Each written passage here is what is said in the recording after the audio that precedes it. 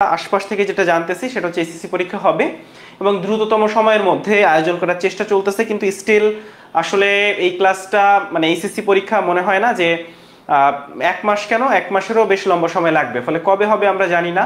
এসএসসির একটা প্রিপারেশন আমাদের সবার আছে। এখন আসলে তুমি যদি ভাবো যে আমি বসে বসে এসএসসির পড়া পড়বো, তাহলে আসলে এসএসসির পড়া এগোবে না, দেখবা যে শুধু শুধু সময় নষ্ট হচ্ছে। ফলে এসএসসির ডেট দেওয়ার আগে পর্যন্ত আপাতত টানা অ্যাডমিশনের যে ক্লাস, বিশেষ করে বীর মুগ্ধের ক্লাসগুলো করে যাও।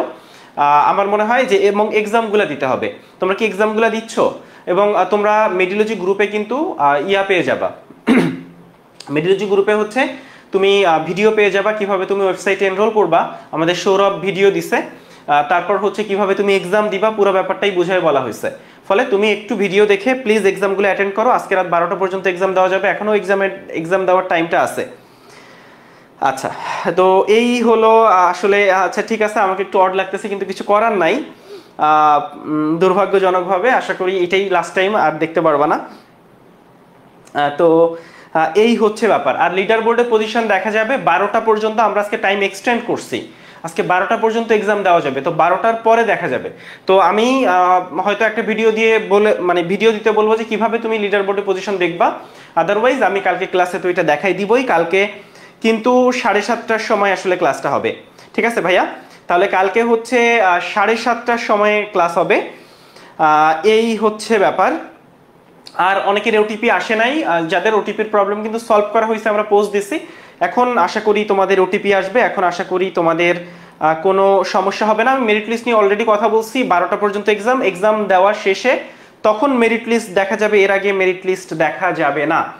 আচ্ছা, এই হচ্ছে টোটাল ঘটনা। আমরা আজকে মসফান্ড পড়বো এবং সাথে সাথে লাইকেন পড়বো।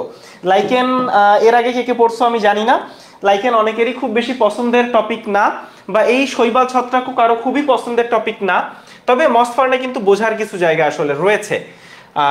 তো চলো আমরা একটু পড়াশোনা করি, আমরা একটু পড়াশোনায় চলে যেতে চাই।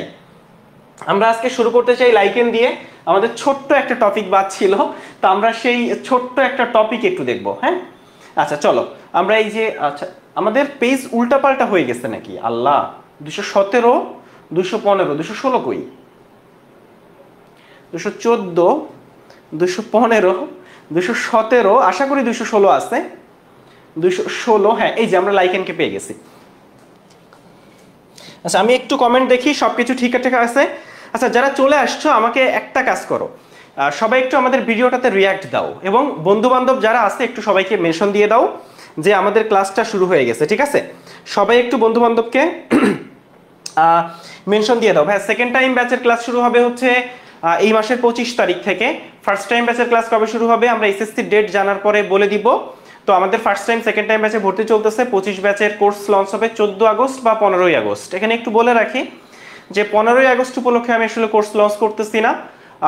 এখানে একটু শেখ হাসিনা স্বৈরাচার বা বঙ্গবন্ধু 71 সালের পরের যে সময়টা, সেই সময়টা নিয়ে বিতর্ক আছে।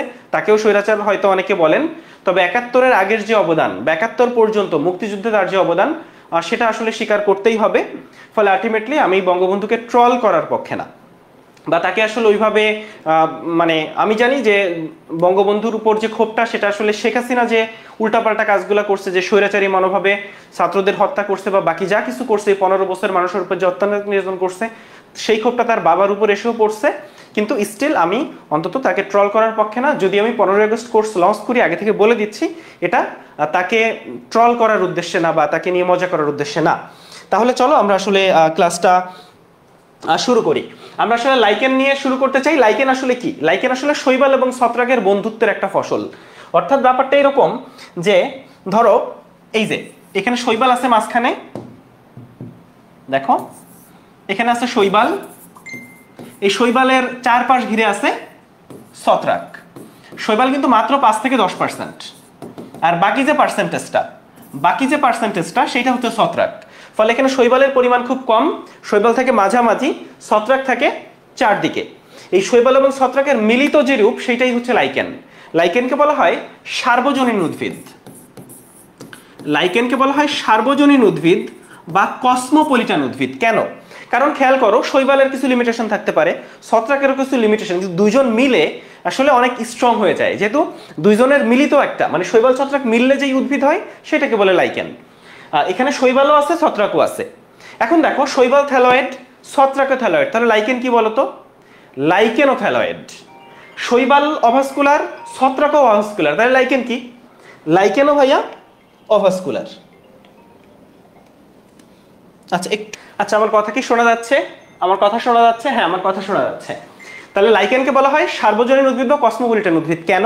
কারণ শৈবাল এবং ছত্রাক মিলে যেহেতু লাইকেন, ফলে লাইকেন মোটামুটি অনেক জায়গায় জন্মাতে পারে, যেখানে হয়তো ইন্ডিভিজুয়ালি শৈবাল জন্মাতে পারতো না বা ছত্রাক জন্মাতে পারতো না।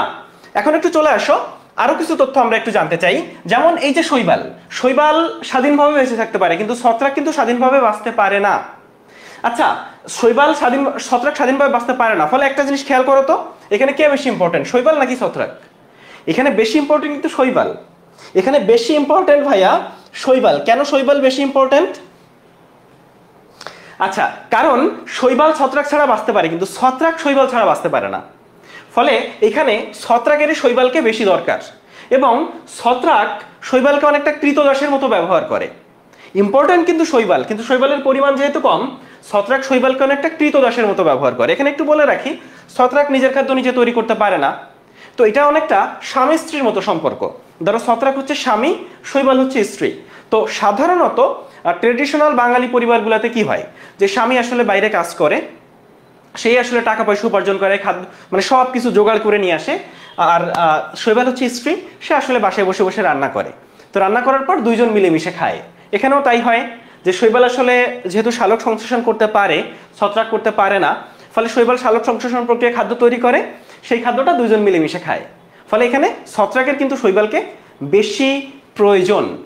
তাহলে চলো আমরা একটু বই থেকে দেখি পড়াশোনা সম্পর্কে। আমি এটা মুছে দিচ্ছি। তাহলে শৈবাল এবং ছত্রাক মিলিতভাবে যেটা তৈরি করে, এখন তোমরা গতকাল কিছু ছত্রাকের নাম পড়ছিল না? স্যাক ফানজাই, ক্লাব ফানজাই, বলো তো স্যাক ফানজাই কোনটা বা ক্লাব ফানজাই কোনটা? গতকাল তুমি পড়ছো। এখন আসো, লাইকেনে যে ছত্রাকটা থাকে সেই ছত্রাকগুলো হচ্ছে স্যাক ফানজাই বা ক্লাব ফানজাই। আচ্ছা এখন একটু চলে আসো, লাইকেনে যে শৈবাল থাকে সেই শৈবাল হইতে পারে বা সায়ানোব্যাকটেরিয়া থাকতে পারে, এদের মিলেমিশে। তাহলে ধরো কোন ছত্রাক, স্যাক ফানজাই বা ক্লাব ফানজাই, কোন শৈবাল, সেটা যে কোনো শৈবাল বা সায়ানোব্যাকটেরিয়া হতে পারে, এরা মিলেমিশে থাকে। লাইকেনের কিছু বৈশিষ্ট্য আছে, লাইকেন কিন্তু স্বয়ংসম্পূর্ণ, কারণ শৈবাল এবং ছত্রাক মিলাই তৈরি হয়েছে, স্বয়ংসম্পূর্ণ। এরা বিষম পৃষ্ঠ, অর্থাৎ বিষম পৃষ্ঠ বলতে বোঝানো এক পিঠ আর এই পিঠ আর এই পিঠ দুইটা ডিফারেন্ট, দুইটা দুই রকম। ধরো আমাদের এই হাতটা, এই হাতের এক পিঠ এরকম আর এক পিঠ এরকম না, আমার এক পাশ কালো এক পাশ সাদা। আচ্ছা যেহেতু শৈবাল ছত্রাক দুইজনই থ্যালয়েড, তাই লাইকেনও থ্যালয়েড। শৈবাল ছত্রাক দুইজনই অপুষ্পক, তাই লাইকেনও অপুষ্পক। ফলে শৈবাল ছত্রাকের বৈশিষ্ট্যের সাথে অনেক কিছু মিল পাবা। এখানে একটু বলে রাখি, লাইকেন যেটা অর্থাৎ শৈবাল ছত্রাকের এই যে বন্ধুত্ব, এটাকে আসলে মিথজীবিতা বা সিম্বায়োসিস বলা হয়। এখন বলো তো, যে ধরো কেউ বিয়ে করছে, একজন হাজব্যান্ড এবং ওয়াইফ, এদের যে সম্পর্ক, এটা কি মিথজীবিতা? না, এদেরটা মিথজীবিতা না। মিথজীবিতার শর্ত হচ্ছে ভিন্ন প্রজাতির মধ্যে হইতে হবে। মিথজীবিতা ভিন্ন প্রজাতির মধ্যে হতে হয়, ফলে এই যে সম্পর্ক, এটা কিন্তু মিথজীবিতা না। আচ্ছা এখন একটু চলে আসো, যেটা বলতেছিলাম যে লাইকেন হচ্ছে, লাইকেনে শৈবাল কিন্তু খুবই কম, মাঝখানে থাকে, চারদিক দিয়ে ছত্রাক ঘিরে রাখে। তো শৈবাল হচ্ছে মাত্র 5 থেকে 10%।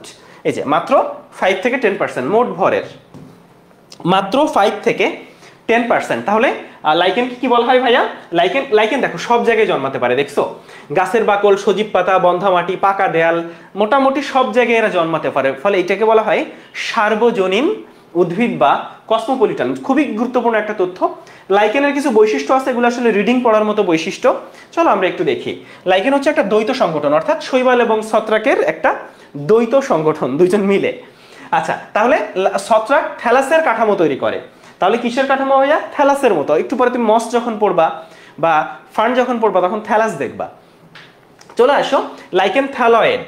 তাহলে একটু চলে আসো, এখানে একটু চলে আসি, অধিকাংশই ধূসর বর্ণের। এই ধূসর কালারটা কিন্তু একটু পরে যখন মস পড়বা বা একটু পরে অন্য টপিকগুলো পড়বা, সেখানে ধূসর বর্ণটা পাবা। তুমি যখন বোটানি পড়বা, সে বেশ কিছু জায়গায় তুমি ধূসর বর্ণ পাবা। আমরা দেখব লাইকেন স্বভোজী, যেহেতু শৈবাল স্বভোজী তাই লাইকেন স্বভোজী। লাইকেনের অঙ্গজার অযৌন জনন ঘটে, এই জিনিসটা গুরুত্বপূর্ণ। যদিও এটা ডিটেলসে পড়বো যে লাইকেনে আসলে 3 রকম জনন ঘটে, অঙ্গজ, যৌন, অযৌন। তার ভিতর গুরুত্বপূর্ণ হচ্ছে যৌনটা শুধুমাত্র ছত্রাকের ঘটে, যৌনটা শুধুমাত্র ছত্রাকের ঘটে। আচ্ছা, এখন একটু চলে আসো লাস্টের লাইন। লাইকেনে আসলে রাইজাইন থাকে, তুমি রাইজয়েড পড়বা, রাইজোম পড়বা।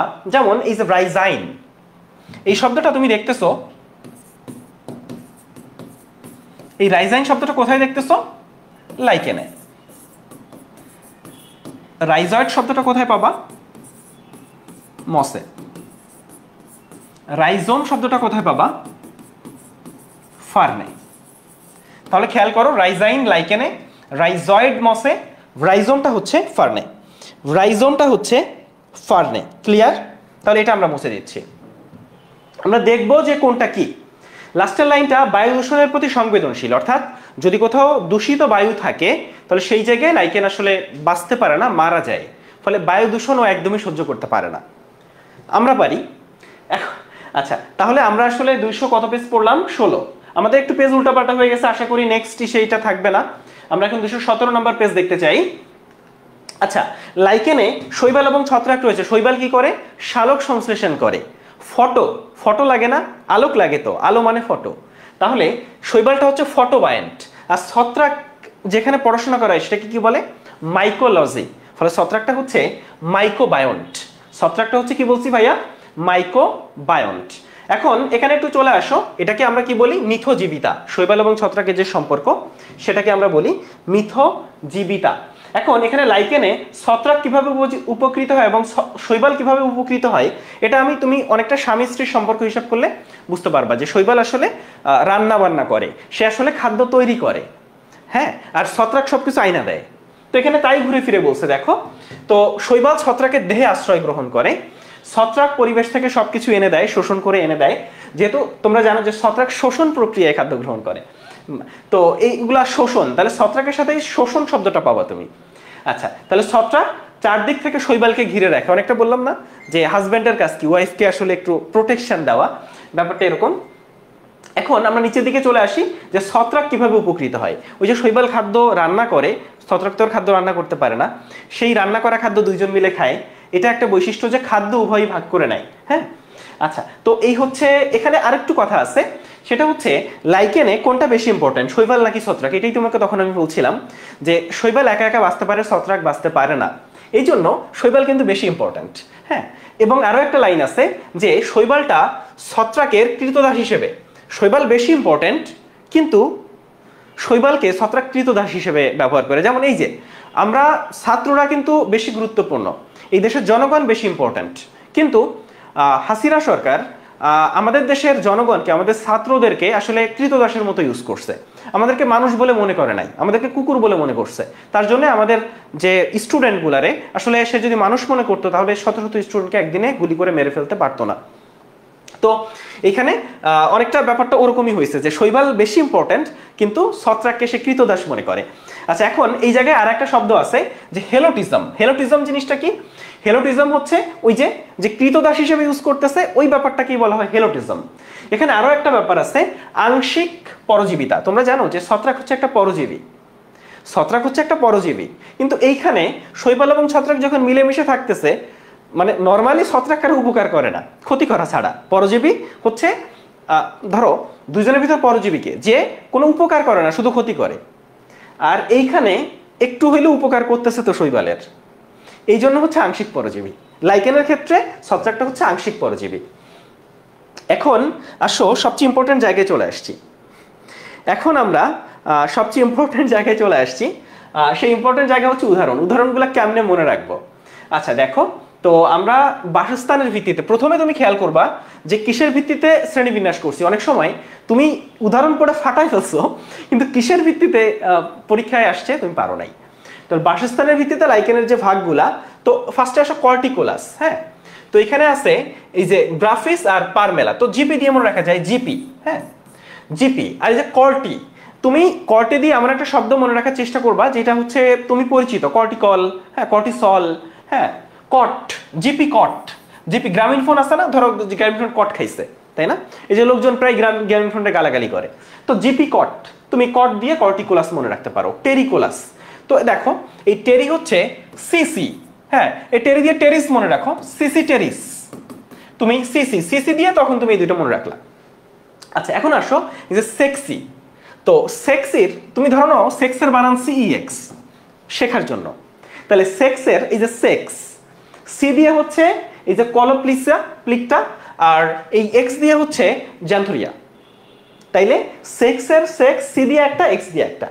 আসো লিগনিকোলাসে এটা হচ্ছে সিপি, ওই যে সিপি নামক একটা দোকান আছে, ওই যে বিক্রি করে, কি বলে ওই চিকেন বিক্রি করে মনে হয়, সিপি। তো সিপি লিগনিন। আচ্ছা এই যে কাঠ, দেখো কাঠের উপর জন্মায়, কাঠ কি দিয়ে তৈরি বলতো? লিগনিন থাকে না কাঠে, তো সিপি লিগনিন এটা দিয়ে মনে রাখতে পারো। এখন আসো এই যে অমনিকোলাস, তো অমনিকোলাসে একটা আছে এই যে লিক্যানোরা, তুমি যে কোনো একটা এই যে লিক্যানোরা বা এলডি দিয়ে তুমি মনে রাখতে পারো। এলডি মানে লিটন দাস, হ্যাঁ অমনি লিটন দাস লিটন দাস ক্রিকেটার তোমরা জানো।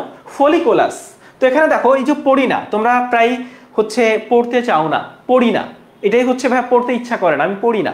তো এই যে পড়ি না আর ফলি না, তুমি এখন মনে রাখো পড়ি না ফলি না। হ্যাঁ তুমি যেমনে মনে রাখো, আমি আমার মতো করে বলতেছি, তুমি তোমার মতো করে মনে রাখবা, ডাজন্ট ম্যাটার। এখানে একটু বলে রাখি যে নেমোনিক বা এই যে মনে রাখার যেই ট্রিক্সগুলা, এগুলো তোমাকে ফলো করতেই হবে এমন কোনো কথা নেই। যদি তোমার মনে হয় যে আমি এই নেমোনিক ছাড়াই মনে রাখতে পারবো, তাহলে তুমি মনে রাখো, ডাজন্ট ম্যাটার। আমাদের মেইন টার্গেটটা কি? আমাদের মেইন টার্গেটটা হচ্ছে পরীক্ষায় ম্যাক্সিমাম নাম্বার তোলা, মেডিকেলে চান্স পাওয়া। তো তুমি নেমোনিক দিয়ে অনেকেরই ভাইয়া নেমোনিক এত মনে কেমন মনে রাখবো, তোমার কেমন মনে রাখতে বলছো? তুমি যদি এমনি পারো তাহলে পড়ো, যে পারো না সে নেমোনিক দিয়ে মনে রাখো। তুমি নিজের নেমোনিক বানাও, অন্য কারো নেমোনিক দিয়ে পড়ো। আমার নেমোনিক পছন্দ হলে আমার নেমোনিক দিয়ে পড়ো। দিন শেষে ওইরকম কোনো স্বৈরাচারী, আমি কোনো স্বৈরাচার না, হ্যাঁ এইটাই পড়তে হবে। এই নেমোনিক না পড়লে তুমি তো চান্সই পাবা না, এইগুলা কোনো এই টিচারের কাছে না পড়লে তুমি তো চান্স পাবো না। দিন শেষে যে চান্স পাওয়ার, যে নিজে বাসায় বসে বই পড়ে সে চান্স পায়। মেডিকেলে চান্স পাওয়ার ক্ষেত্রে নিজে, অনেকেই আছে দেখবা যে তোমাদের এইচএসসির পরেই দেখবা তোমাদের অনেক বন্ধু বান্ধব বাসায় 2-3টা টিচার রেখে দিছে, হ্যাঁ ইংরেজির টিচার, জিকের টিচার, ফিজিক্সের টিচার, ফিজিক্সে বুয়েটে ফার্স্ট হওয়া টিচার, হ্যাঁ মানে যা তা অবস্থা। মনে রাখবা যে পড়ে ওই চান্স পায়। টিচার কয়জন কি নিলা এগুলা ম্যাটার করে না, আমরা জাস্ট একটা মানে সহায়ক শক্তি, আমরা হেল্প করতে পারি।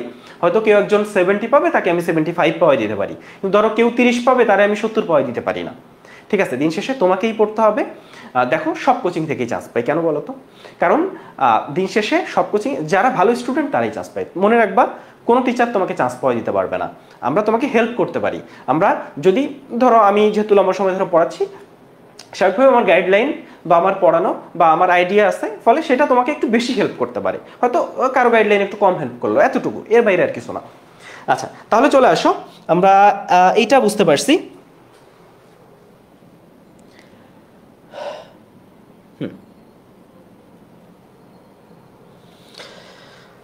ওকে, তাহলে আমরা আশা করি এটা বুঝতে পারছি। এখন চলে আসো আমরা গঠনগত শ্রেণী বিভাগ, গঠনগতভাবে 5টা ভাগে ভাগ করছে। আচ্ছা 218 পেজে যাইতে চাই আমরা, কি একটা অবস্থা। আসো 18 নম্বর পেজ কোথায়? 19, এরপরে মনে হয় 18 সম্ভবত, 20। আচ্ছা এই জায়গাটা আসলে আমি খেয়াল করি নাই, তাহলে ঠিক করে ফেলতাম আমি। এই যে একটা বিশাল একটা ঝামেলা হয়ে গেছে। 15, 14, 18 কি বাদ গেছে? এই পেজটা আমার দরকার আসলে। লাইকেন 19, 20, দেখি 18টা পাই কিনা। 21, হ্যাঁ 18 পাইছি। আচ্ছা আসো, ক্রাস্টোজ লাইকেন এগুলো তুমি শিখবা না, এগুলো বাদ। কেন বাদ বলতেছি? তুমি ফলিওসটা শিখবা। ফলিওসটা তুমি কেমনে শিখবা? এখানে আসো, তুমি দেখো এখানে জ্যান্থোরিয়া আছে, এই যে জ্যান, এই শব্দটা তোমার মনে থাকবে। এখন দেখো এখানে একটা শব্দ আছে পারমেলিয়া, এখানে আরো একটা শব্দ আছে পারমেলিয়া, এর হচ্ছে পেল্টিগেরা, এটা পোল্টি দিয়ে মনে রাখতে পারো। তাহলে একটা হচ্ছে পার আর একটা হচ্ছে পোল্টি। তাহলে পার দিয়ে একটা মনে রাখবা, পার দিয়ে দুইটা আছে, এই যে পার পার, আর একটা আছে পোল্টি। আর এই যে জ্যান, জ্যান XN, জ্যান জান, তুমি জান দিয়ে মনে রাখো। তাহলে তোমার জান পোল্টি খাইছে, ঠিক আছে? তাহলে পার, পোল্টি আর জান। আর একটা শব্দ আছে, সেটা হচ্ছে এই যে পার, ও এই যে পার, তাহলে পার দিয়ে আছে, জান আছে আর পোল্টি আছে, মনে থাকবে। এখন আসো ফ্রুটিকোজ। ফ্রুটিকোজে দেখো এই যে কলম্বো, কলম্বো কি শ্রীলঙ্কার রাজধানী, এখন কি রাজধানী আছে? আছে মনে হয়। ইউএস, ইউএস মানে হচ্ছে আমেরিকা। এরপর হচ্ছে এই যে দেখো, এই যে ক্লাডোনিয়া, এটা মনে রাখবা কানাডা। এই ক্লাডোনিয়া হচ্ছে কানাডা। তাহলে যে কানাডা, ইউএস মানে আমেরিকা, আর কলম্বো এটা হচ্ছে ফ্রুটিকোজ। কানাডা, ইউএস আর কলম্বো হচ্ছে ভাইয়া ফ্রুটিকোজ। ক্লিয়ার? এখন আসো আমরা লেপ্রোসটা দেখি। লেপ্রোস, এই ল্যাপ্রা আছে, ল্যাপ্রা, লেপ্রোস। তাইলে এর বাইরে যা কিছু আছে, এই যে সূত্রাকার হচ্ছে এই যে ফিবি। ফিবি ফ্রেন্ডস নামে একটা টিভি সিরিজ আছে, এই সিরিজের একটা খুব গুরুত্বপূর্ণ ক্যারেক্টার হচ্ছে ফিবি।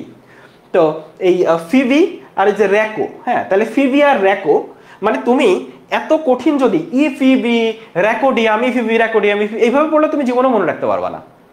তোমাকে ট্রিক দিয়ে মনে রাখতে হবে, কারণ কখনো ওইভাবে প্রশ্ন আসবে না। তাহলে ফিবি আর র্যাকো হচ্ছে সূত্রাকার। তাহলে আশা করি এটা মনে রাখতে পারবো। লাইকেন গঠনকারী ছত্রাকের উপর ভিত্তি করে অ্যাসকোলাইকেন আর ব্যাসিডিওলাইকেন, তোমরা এই দুইটা শব্দ কিন্তু এর আগে পড়ছো, অ্যাসকোমাইকোটা, ব্যাসিডিওমাইকোটা পড়ছো না? পড়ছো। আচ্ছা, এখন চলে আসো আমরা লাইকেনের একটা অন্তর্গঠন দেখতে চাই। এই ছবিটা দেখলেই হচ্ছে, এই ছবির বাইরে কিছু নাই। লাইকেনের অন্তর্গঠনে এখন কর্টেক্স সবসময় বাইরের অংশে থাকে, আর এই মেডুলা সবসময় মাঝে থাকে। মেডুলা মানে মাঝে, আর কর্টেক্স মানে বাইরে। এটা ঊর্ধ্ব কর্টেক্স আর এটা নিম্ন কর্টেক্স, মানে এইটাও তো বাইরের দিকে, তাই না? নিচে বাইরের দিকে। তাইলে ঊর্ধ্ব কর্টেক্স, নিম্ন কর্টেক্স আর মাঝে মেডুলা। তো এই নিম্ন কর্টেক্স থেকে তৈরি হয়েছে রাইজাইন। তাহলে এটা হচ্ছে রাইজাইন। এই রাইজাইনটা কোথায় থাকে? লাইকেনে। ওকে, রাইজাইনটা হচ্ছে অনেকটা দেখতেছো চুলের মতো, তাই না? এটা মানে নিচে, মাটির নিচে চলে গেছে। আচ্ছা, আর এই ঊর্ধ্ব কর্টেক্স আর মেডুলার মাঝে পাইছো শৈবাল স্তর। ঊর্ধ্ব কর্টেক্স আর মেডুলার মাঝে, তাহলে স্তরগুলো একটু খেয়াল করব। মানে এই রাইজাইন কিন্তু স্তর না, নিম্ন কর্টেক্সের থেকে রাইজাইন তৈরি হয়েছে। স্তর কিন্তু 4টা: ঊর্ধ্ব কর্টেক্স, শৈবাল স্তর, মেডুলা আর নিম্ন কর্টেক্স। ওকে, এখন আসো ঊর্ধ্ব কর্টেক্স এখানে জাস্ট এই মিউসিলেস দ্বারা পূর্ণ, এই লাইনটা মনে রাখবা, এটা মিউসিলেস দ্বারা পূর্ণ। শৈবাল স্তরে মনে রাখবা যে স্তরকে আগে গনিডিয়াল স্তর বলতো। গনিডিয়াল মানে গনিডিয়া, গনিডিয়া থেকে আসছে গনিডিয়াল। আচ্ছা, এরপরে চলে আসছো মেডুলা। মেডুলা মানে মাঝের স্তর। আর লাস্টের যে স্তর সেটা হচ্ছে, আচ্ছা যাই হোক, আবার হারাই গেছে। চলো আমরা খুঁজে বের করি। 18 পড়ছি, এখন 19-এ চলে যাব। কি একটা বিপদে পড়ছি। আচ্ছা, আমরা 19-এ চলে আসছি। আচ্ছা, আর হচ্ছে নিম্ন কর্টেক্স। নিম্ন কর্টেক্স থেকে কি তৈরি হয়েছে? রাইজাইন। রাইজাইন হচ্ছে চুলের মতো, দেখছো? রাইজাইন হচ্ছে চুলের মতো। আচ্ছা, লাইকেনের জনন দেখি। ভাই, লাইকেনের জনন কিন্তু 3টা। লাইকেনের জনন কয়টা? 3টা। কি কি? অঙ্গজ, অযৌন আর যৌন। লাইকেনের জনন হচ্ছে 3টা: অঙ্গজ, অযৌন আর যৌন। এখন তুমি একটু আগেই পড়ে আসছো যে অঙ্গজ আর অযৌন এটা লাইকেনে দেখা যায়, আর যৌন জনন শুধুমাত্র কোথায় সীমাবদ্ধ? ছত্রাকে সীমাবদ্ধ। ওকে, এখন অঙ্গজ জননের নাম কি কি আছে চলো দেখি। একটা হচ্ছে খণ্ডায়ন, আর একটা আছে ক্রমাগত মৃত্যু উপশম। জাস্ট নাম 2টা পড়বে, এর বাইরে কিচ্ছু লাগবে না। তাইলে অঙ্গজ জননের 2টা নাম আছে, খণ্ডায়ন আর ক্রমাগত মৃত্যু উপশম। এখন আসো অযৌন জনন দেখবো। অযৌন জননে আছে সোরাডিয়া, আইসিডিয়া আর পিকনিডিওস্পোর। এর আগে তুমি অনেক স্পোর পড়ে আসছো, পিকনিডিওস্পোর কিন্তু পড়ো নাই। ফলে যদি তোমাকে জিজ্ঞেস করে পিকনিডিওস্পোর কোথায় পাওয়া যায়, তুমি বলবা লাইকেনে পাওয়া যায়, তাই না? এর আগে তুমি বিভিন্ন স্পোর পড়ছো না? পড়ছো। তাইলে এই যে তোমার যখন কনফিউশন হবে, এই জায়গাগুলোতে কনফিউশন হবে, তাহলে তোমার কাজ কি? এটা হচ্ছে তোমার নিজের কাজ। ধরো আমি একটা জায়গায় কনফিউশনে পড়ছি, তখন আমি কি করব? ধরো আমি স্পোর নিয়ে ঝামেলায় পড়ছি, তাহলে আমি এখন বই নিয়ে বসবো, তারপর খুঁজবো কোথায় কি স্পোর আছে, খাতায় এক জায়গায় লিখে ফেলবো, তারপর দেখে ফেলবো। তুমি আর কখনোই এটা নিয়ে কনফিউশনে ভুগবা না। মেডিকেল ভর্তি পরীক্ষায় প্রশ্ন খুব কঠিন আসলে হয় না, তারপরেও তুমি আসলে ভুল কেন করো? কনফিউশনের জন্য। কারণ এখন তোমার মনে হচ্ছে এখন তুমি একটা চ্যাপ্টার পড়তেছো, তোমার কিন্তু মেডিকেল ভর্তি পরীক্ষা যখন তুমি দিতে যাবা, এসএসসির পরে খুব অল্প সময় পাবা। সেখানে তুমি বায়োলজির 2টা সাবজেক্ট, মানে মোট 8টা সাবজেক্ট নিয়ে মাথায় নিয়ে পরীক্ষা দিতে যাবা, মানে বিশাল কিছু। তখন ছোট ছোট জিনিসই তোমার কনফিউশন ক্রিয়েট করবে, পড়া জিনিসই তুমি কনফিউশন হয়ে যাবা। তো যার জন্য তোমার কাছে হচ্ছে যে জায়গাগুলো কনফিউশন ক্রিয়েট করে সেইগুলো এখনই হচ্ছে মার্ক করা। ধরো তুমি একটা এক্সাম দিছো, একটা এক্সাম দেওয়ার পরে তুমি আসলে কখনোই ওই মানে ভুল কি হয়েছে এটা নিয়ে কাজ করো না, বড় একটা অংশই কাজ করো না, খুব অল্প কিছু স্টুডেন্ট আছে কাজ করো। তাহলে আমার ভুল কোথায় গেল, কেন গেল, এগুলা নিয়ে তুমি যদি 1 ঘন্টা 2 ঘন্টা না বসো, তাহলে কিন্তু এই ভুলটা থেকে যাবে। এবং এখন থেকে 1 মাস পরে যদি আমি ওই প্রশ্নটা আবার দিই, তখন আবার তুমি করবা। ঠিক আছে? আমার মনে আছে আমি যখন একেবারে প্রথম দিকে টিউশন করাইতে গেছিলাম, তো আমি যেহেতু আমি প্রথমবার একটা বড় লোকের এক দুলালিরে পড়াইলাম, আমি অনেক পরিশ্রম করলাম তাকে চান্স পাওয়ানোর জন্য। যাই হোক, সে যদি এখন পড়াশোনা না করে তার 2-3টা বয়ফ্রেন্ড নিয়ে থাকে, তাহলে তো আমার পক্ষে তাকে চান্স পাওয়ানো সম্ভব না। তো যাই হোক, প্রথমবার সে 50 পাইলো, কিন্তু যেহেতু আমি অনেক ভালো পড়াই, ফলে আমাকে আবার সেকেন্ড টাইম রেখে দিল। তো খুব ভালো, ফার্স্ট টাইম তো 3 মাস পড়ানো যায়, আমাকে অনেক টাকা দিত, 25,000 টাকা দিত মাসে, অনেক দিন আগের কথা। তো সেকেন্ড টাইম যখন পড়াইলাম, তো লম্বা সময়, সেকেন্ড টাইম মানে কি লম্বা সময় ধরে আমি তাকে পড়াইছি, প্রায় 1 বছর ধরে পড়াইছি, প্রতি মাসে 25,000 টাকা নিছি। আমি পড়াই যাই, ও কিছুই পড়ে না। আমি নিজের সামনে বসে পড়াচ্ছি, তাও সে মনোযোগ দেয় না। আচ্ছা যাই হোক, আমার মনে আছে মানে কেন গল্পটা বলতেছি, আমি 100 মার্কের একটা মডেল টেস্ট নিয়েছিলাম ফার্স্ট টাইমে, সে পাইছিল 44 প্রথমবার। তো আমি 1 বছর পড়ানোর পরে সেকেন্ড টাইমে ঠিক সেম প্রশ্নটা দিয়ে আরেকটা পরীক্ষা নিয়েছিলাম, সে কত পাইছিল জানো? 32। তো এই যে ব্যাপারটা, তুমি যদি ভুল নিয়ে কাজটা করো, তুমি নাম্বার এরকমই পাবা।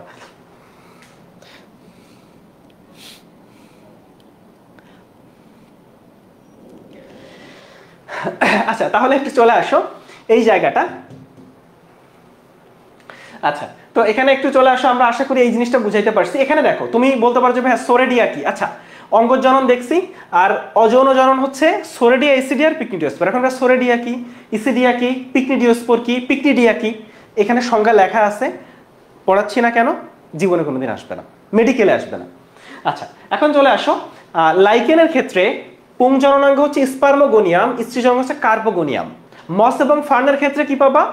মসের ক্ষেত্রে পুংজননাঙ্গ হচ্ছে অ্যান্থেরেডিয়াম, মস এবং ফার্নের ক্ষেত্রে অ্যান্থেরেডিয়াম, আর স্ত্রীজননাঙ্গ হচ্ছে আর্কিগোনিয়াম, আর্কিগোনিয়াম। তাহলে এটা যেন উল্টায় না যায়, মস এবং ফার্নের ক্ষেত্রে অ্যান্থোরেডিয়াম, আর্কিগোনিয়াম, আর লাইকেনের ক্ষেত্রে হচ্ছে স্পার্মোগোনিয়াম, কার্পোগোনিয়াম। মনে থাকবে? আচ্ছা, এটা আমরা বুঝতে পারছি। এখন আসো আমরা একটু লাইকেনের গুরুত্ব দেখতে চাই। উপকারী দিক আছে, অপকারী দিক আছে।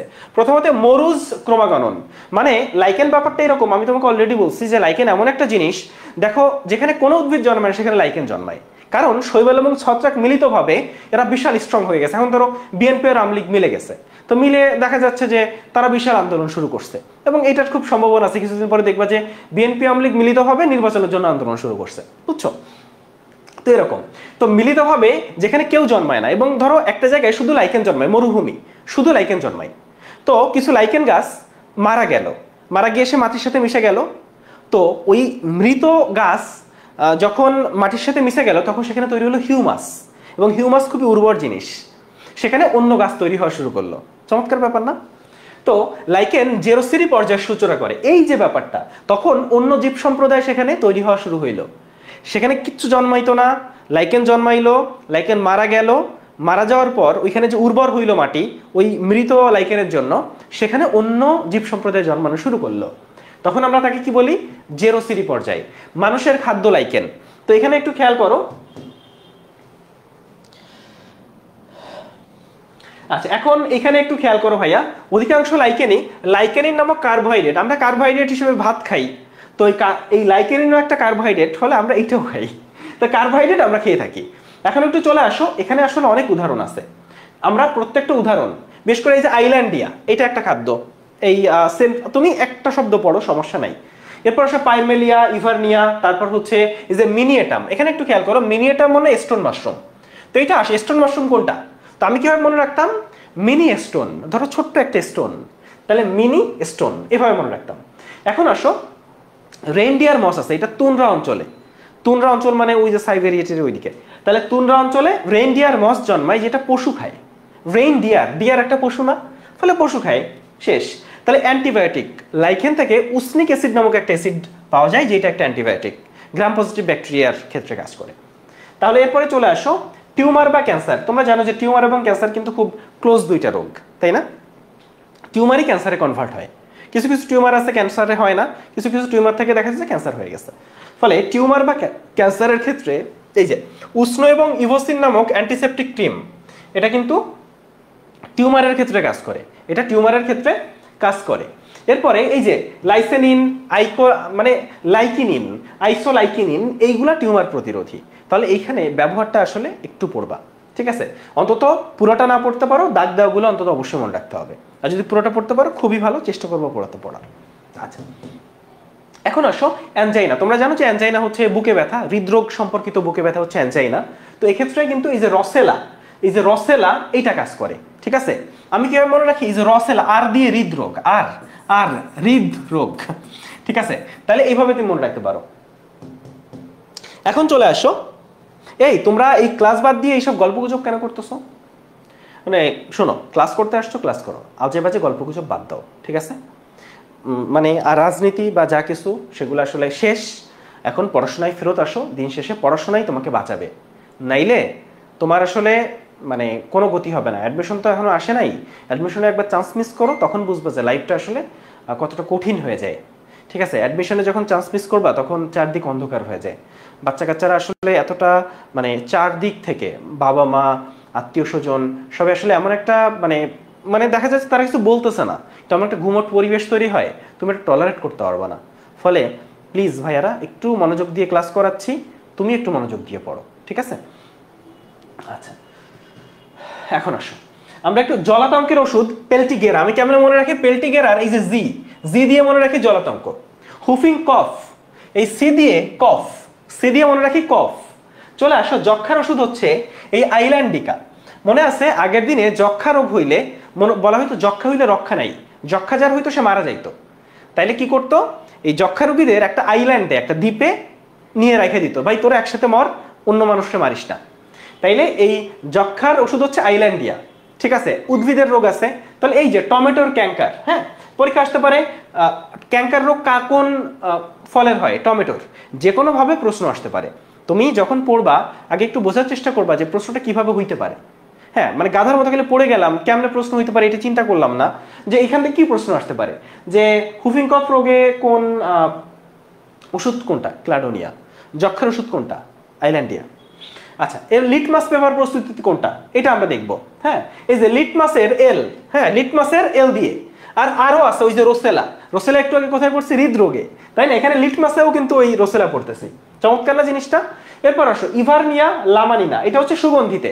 এখানে একটা জিনিস খেয়াল করো, এই যে প্রসাধনী সামগ্রী, এখন প্রসাধনী সামগ্রী তুমি কি করো? মেয়েরা কি করে? এই যে মুখে মাখে, তাই না?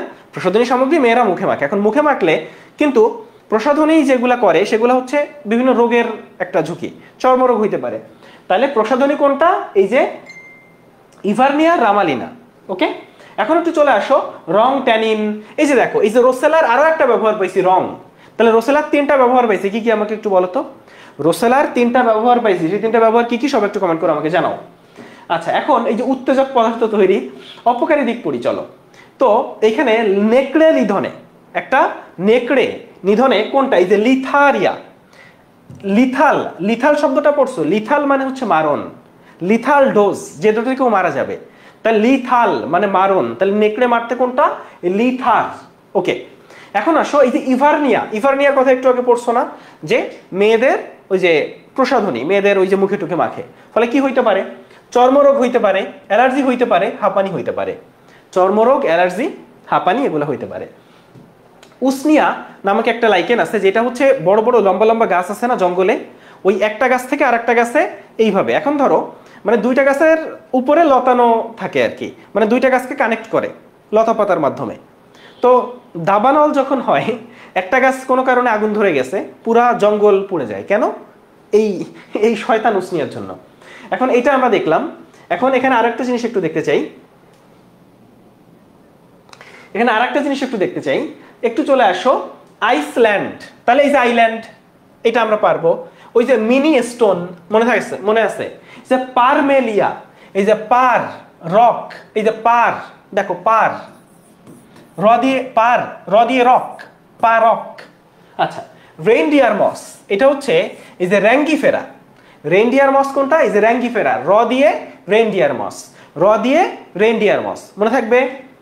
আচ্ছা, পরিবেশ দূষণের নির্দেশক বা বায়ু দূষণের নির্দেশক, তাহলে নির্দেশক শব্দটা যদি তুমি পাও তাহলে কি বলবা? লাইকেন।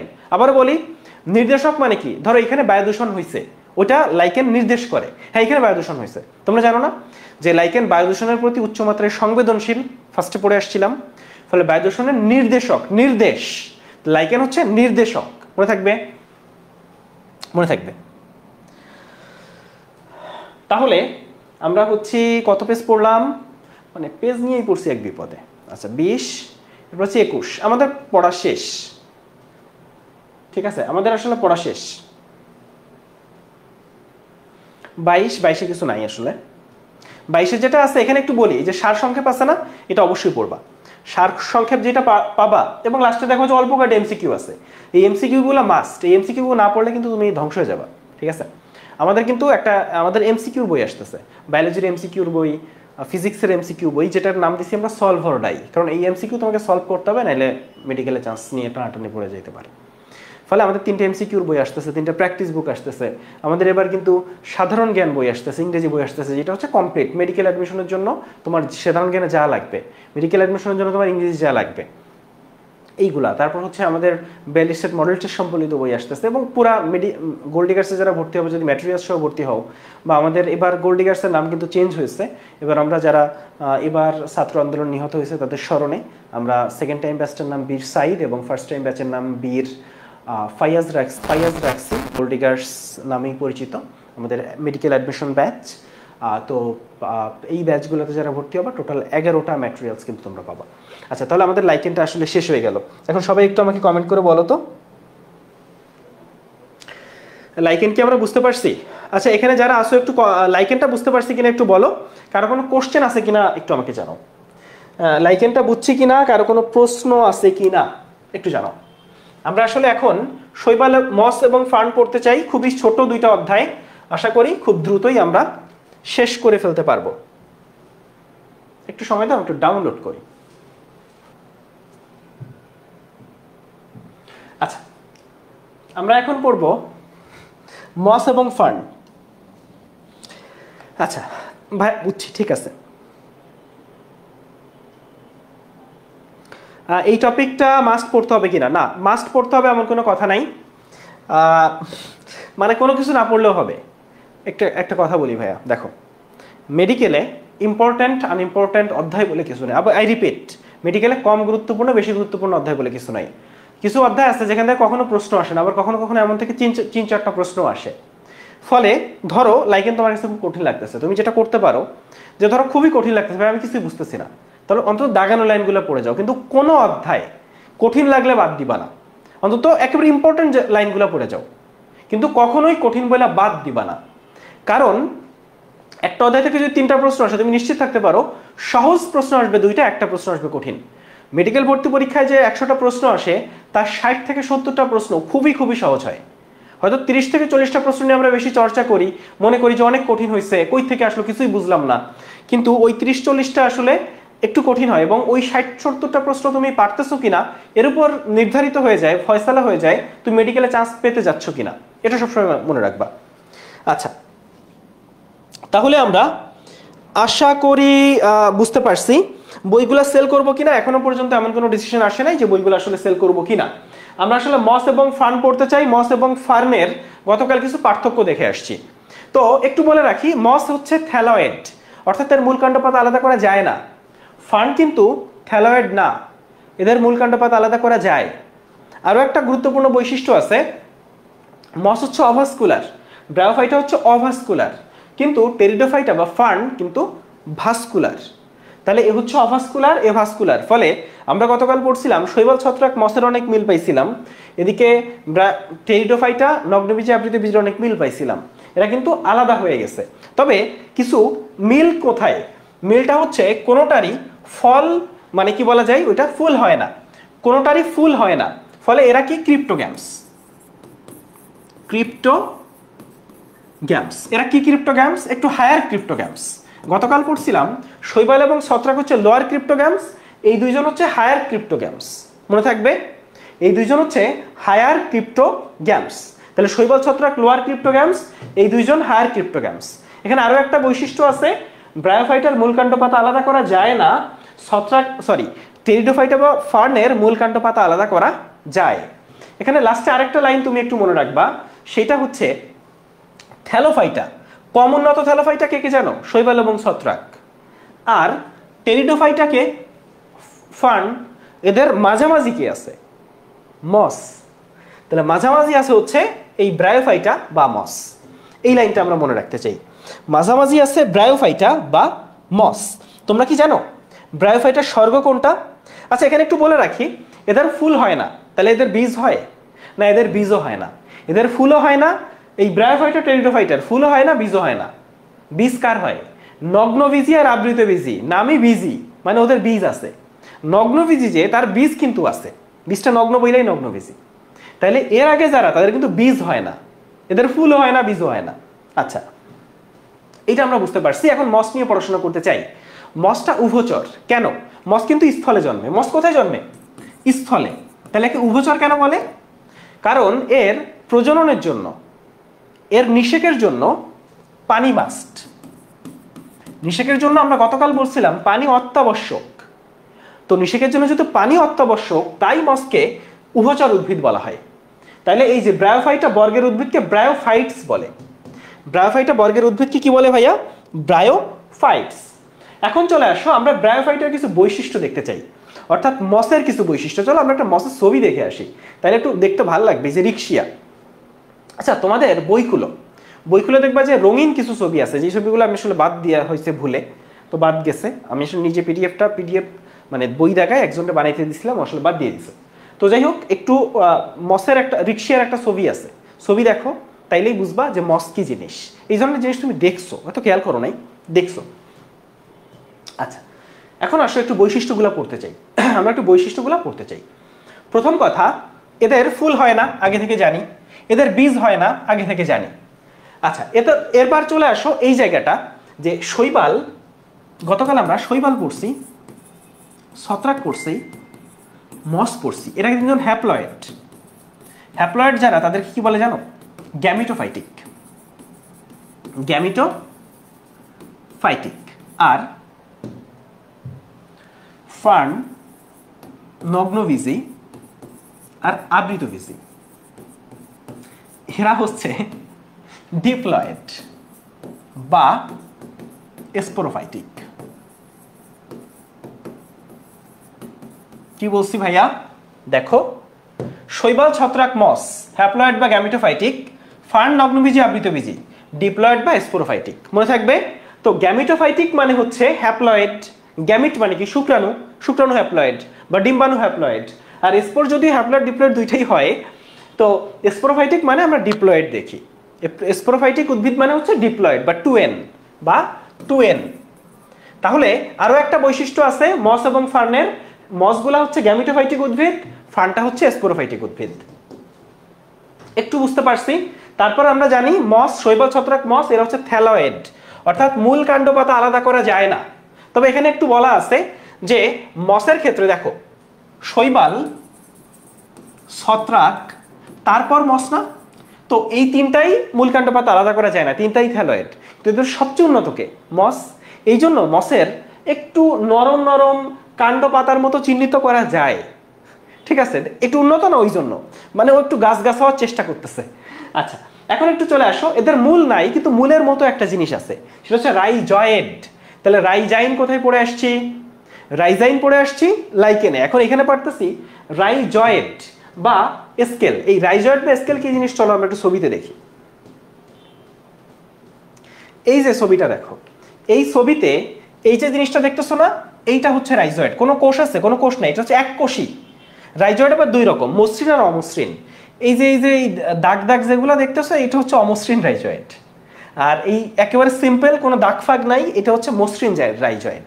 তো রাইজয়েড কি? এক কোষী। আর এই যে বহুকোষী যেটা দেখতেছো না, অনেকগুলা কোষ আছে, এটার নাম হচ্ছে স্কেল। তাহলে আমরা কি কি পাচ্ছি? এক কোষী রাইজয়েড, বহুকোষী স্কেল। এটা হচ্ছে মূলের পরিবর্তে, মূলের মতো কি পাওয়া যায়? রাইজয়েড। রাইজয়েডটা কি? এক কোষী।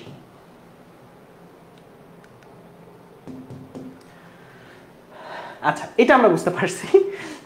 আচ্ছা এখন একটু চলে আসো, আমরা এই জায়গায় চলে আসি। এটা আমরা বুঝতে পারছি। এরপর আসো,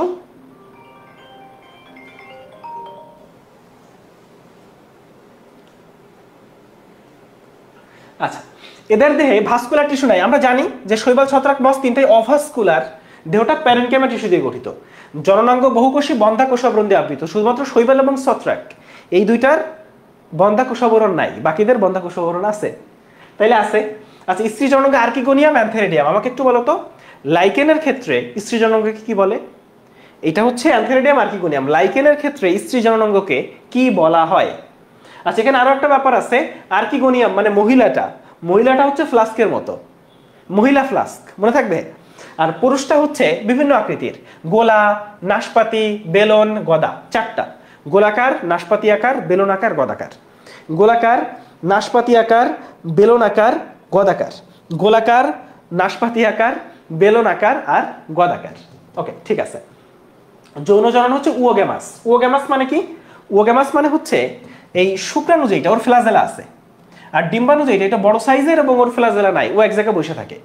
আর এই শুক্রাণু যেটা, সেটা আসলে বৃষ্টির পানির মাধ্যমে ভেসে ভেসে ভেসে ভেসে তার প্রিয়জন ডিম্বাণুর কাছে আসে। তো এই টোটাল প্রক্রিয়াকে বলা হয় উওগ্যামাস।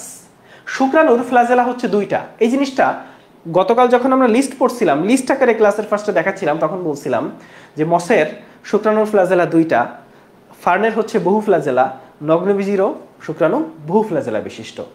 আমাকে একটু বলো তো, উদ্ভিদকুলের মধ্যে সর্ববৃহৎ শুক্রাণুকার? উদ্ভিদকুলের মধ্যে সর্ববৃহৎ শুক্রাণুটাকার? উদ্ভিদকুলের মধ্যে সর্ববৃহৎ শুক্রাণু কার? আচ্ছা, এটা আমরা একটু জানতে চাই। আচ্ছা, নিষেকের জন্য অবশ্যই জল প্রয়োজন। এদের ভ্রূণ বহুকোষী, তাহলে এদের ভ্রূণটাও বহুকোষী। একটু চলে আসো স্পোরোফাইট। এখানে একটু বলে রাখি, এরা কি বলতো, স্পোরোফাইটিক উদ্ভিদ নাকি গ্যামেটোফাইটিক উদ্ভিদ? এরা কি উদ্ভিদ? গ্যামেটোফাইটিক উদ্ভিদ। তাহলে দেখো, স্পোরোফাইট গ্যামেটোফাইটের উপর নির্ভরশীল। কেন? কারণ এরা গ্যামেটোফাইটিক উদ্ভিদ, এদের গ্যামেটোফাইটটা প্রধান, তাই স্পোরোফাইট গ্যামেটোফাইটের উপর নির্ভরশীল। আর যে স্পোরগুলো তৈরি হয় অযৌন জননের জন্য, যে স্পোরগুলো তৈরি হয়, স্পোরগুলো হচ্ছে সব একই সাইজের, সব একই সাইজ, তাই স্পোরগুলোকে বলা হয় হোমোস্পোরাস। এখন চলে আসো 13 নম্বর পয়েন্ট, জীবনচক্রে গ্যামেটোফাইট প্রধান। ওই যে বললাম এরা গ্যামেটোফাইটিক উদ্ভিদ বা হ্যাপ্লয়েড উদ্ভিদ। ফলে জীবনচক্রে দেখো, জীবনে আসলে দুইটা পর্যায়ে আসে, গ্যামেটোফাইটিক পর্যায়েও আসে, স্পোরোফাইটিক পর্যায়েও আসে। তো যেই পর্যায়টা বড়, তোমাকে এই ছবিটা একটু দেখাই। দেখো, আমরা এটা টেরিসের ক্ষেত্রে দেখি। এই ছবিটা দেখো, এই যে টেরিসের এই ছবিটা দেখছো,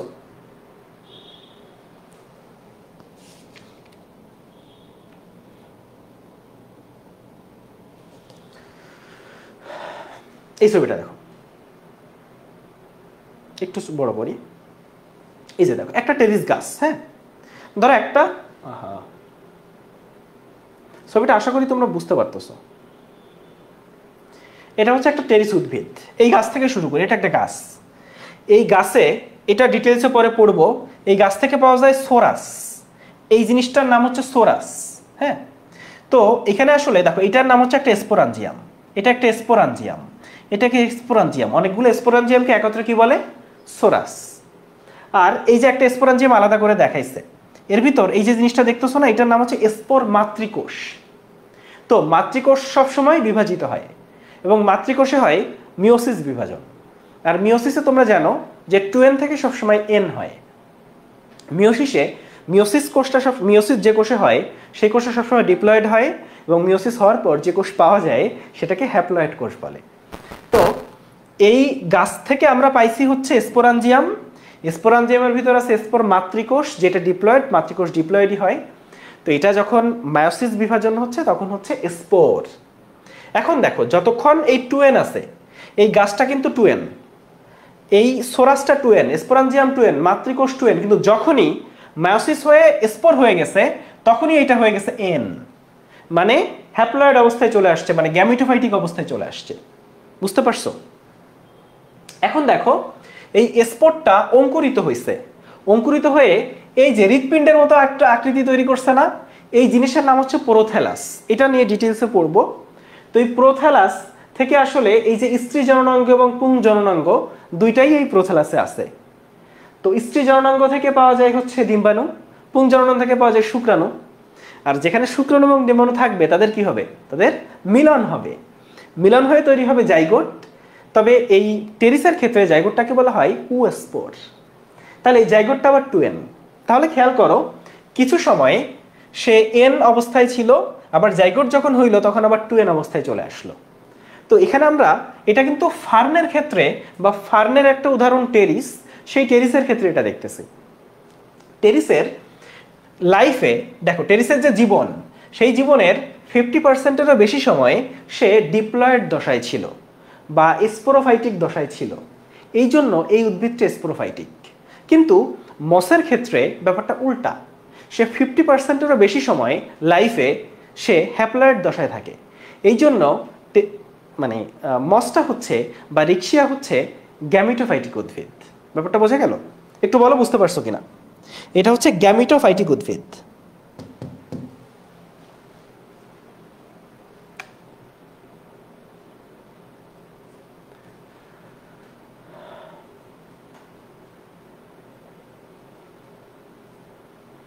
আচ্ছা, এখন একটু চলে আসো তাহলে গ্যামিটোফাইটিক স্পোরোফাইটিক এই জায়গাটা বুঝতে পারছি।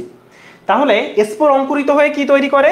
আচ্ছা, একটু আগে আমরা দেখলাম না যে স্পোর থেকে তৈরি হয় থ্যালাস, সরি আমরা টেরিসের ক্ষেত্রে দেখে আসছি স্পোর থেকে প্রোথ্যালাস তৈরি হয়, কিন্তু এই ব্রায়োফাইটা বা মসের ক্ষেত্রে স্পোর থেকে তৈরি হয় থ্যালাস বা প্রোটোনেমা। একটু বলে রাখি, ব্রায়োফাইটা মানে মস আর টেরিডোফাইটা মানে কিন্তু ফার্ন।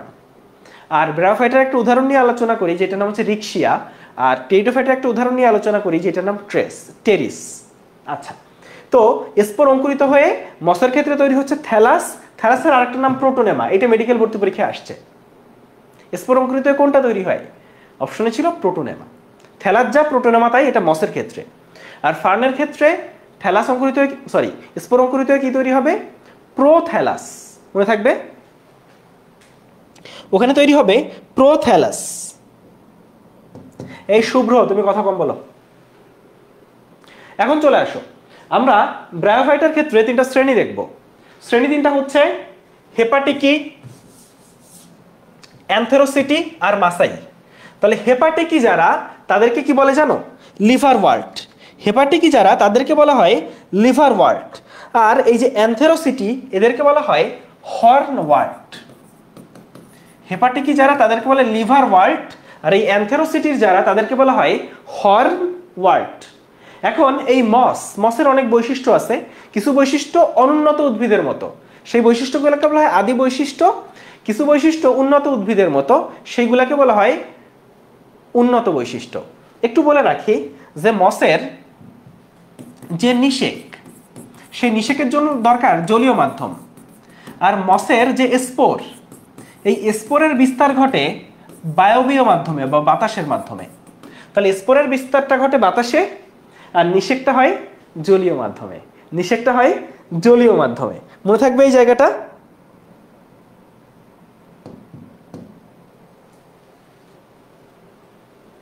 এখন মসের কিছু আদি বৈশিষ্ট্য দেখতে চাই।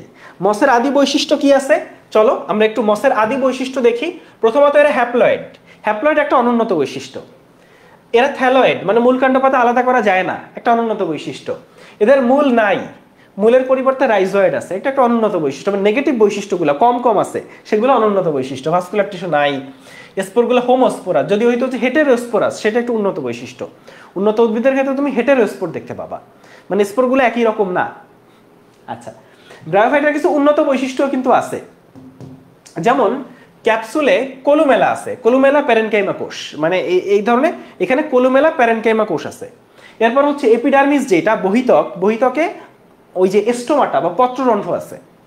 আচ্ছা, এরপরে হচ্ছে ক্যাপসুলের গোড়ায় ভাজক টিস্যু আছে, এই যে এইগুলা, এই যে ভাজক টিস্যু থাকা, এইগুলো হচ্ছে উন্নত বৈশিষ্ট্য। ব্রায়োফাইটের আরো কিছু উন্নত বৈশিষ্ট্য আসলে আছে, যেমন দেহে শ্রম বিভাজন দেখা যায়। তাহলে এই যে ব্রায়োফাইটার ক্ষেত্রে শ্রম বিভাজন দেখা যায়, এটা একটা উন্নত বৈশিষ্ট্য। ব্রায়োফাইটার ক্ষেত্রে এই যে কি বলা যায়, কোন কোন মসের ক্ষেত্রে কাণ্ড পাতা এগুলা বোঝা যায়। হ্যাঁ, এটা হচ্ছে একটা উন্নত বৈশিষ্ট্য। এরপর হচ্ছে জননাঙ্গ বহুকোষী, এটা একটা উন্নত বৈশিষ্ট্য।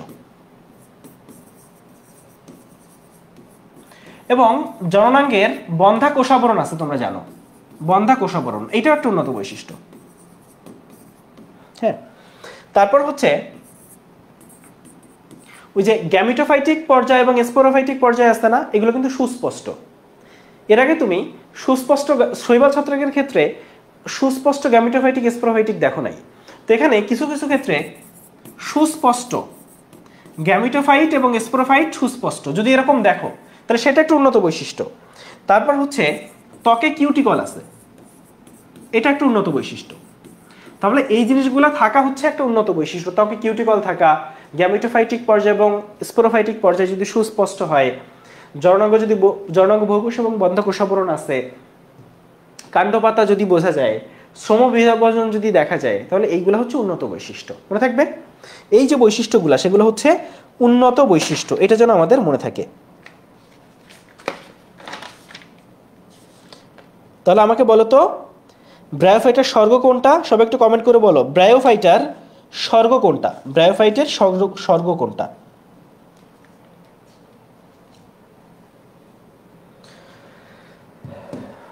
আচ্ছা ঠিক আছে, তাহলে আমরা এটা বুঝতে পারছি, আমরা ব্রায়োফাইটাকে উভচর উদ্ভিদ বলা হয় সেটা বলা হয়েছে।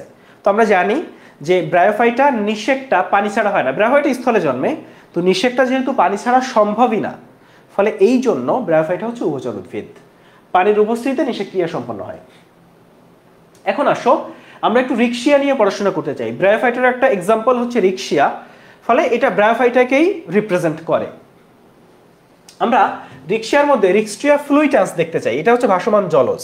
তোমরা জানো যে রিক্সিয়ার সবাই কিন্তু জলজ না, রিক্সিয়া কিন্তু স্থলে পাওয়া যায়, কিন্তু এই রিক্সিয়া ফ্লুইটান্স এটা হচ্ছে ভাসমান জলজ।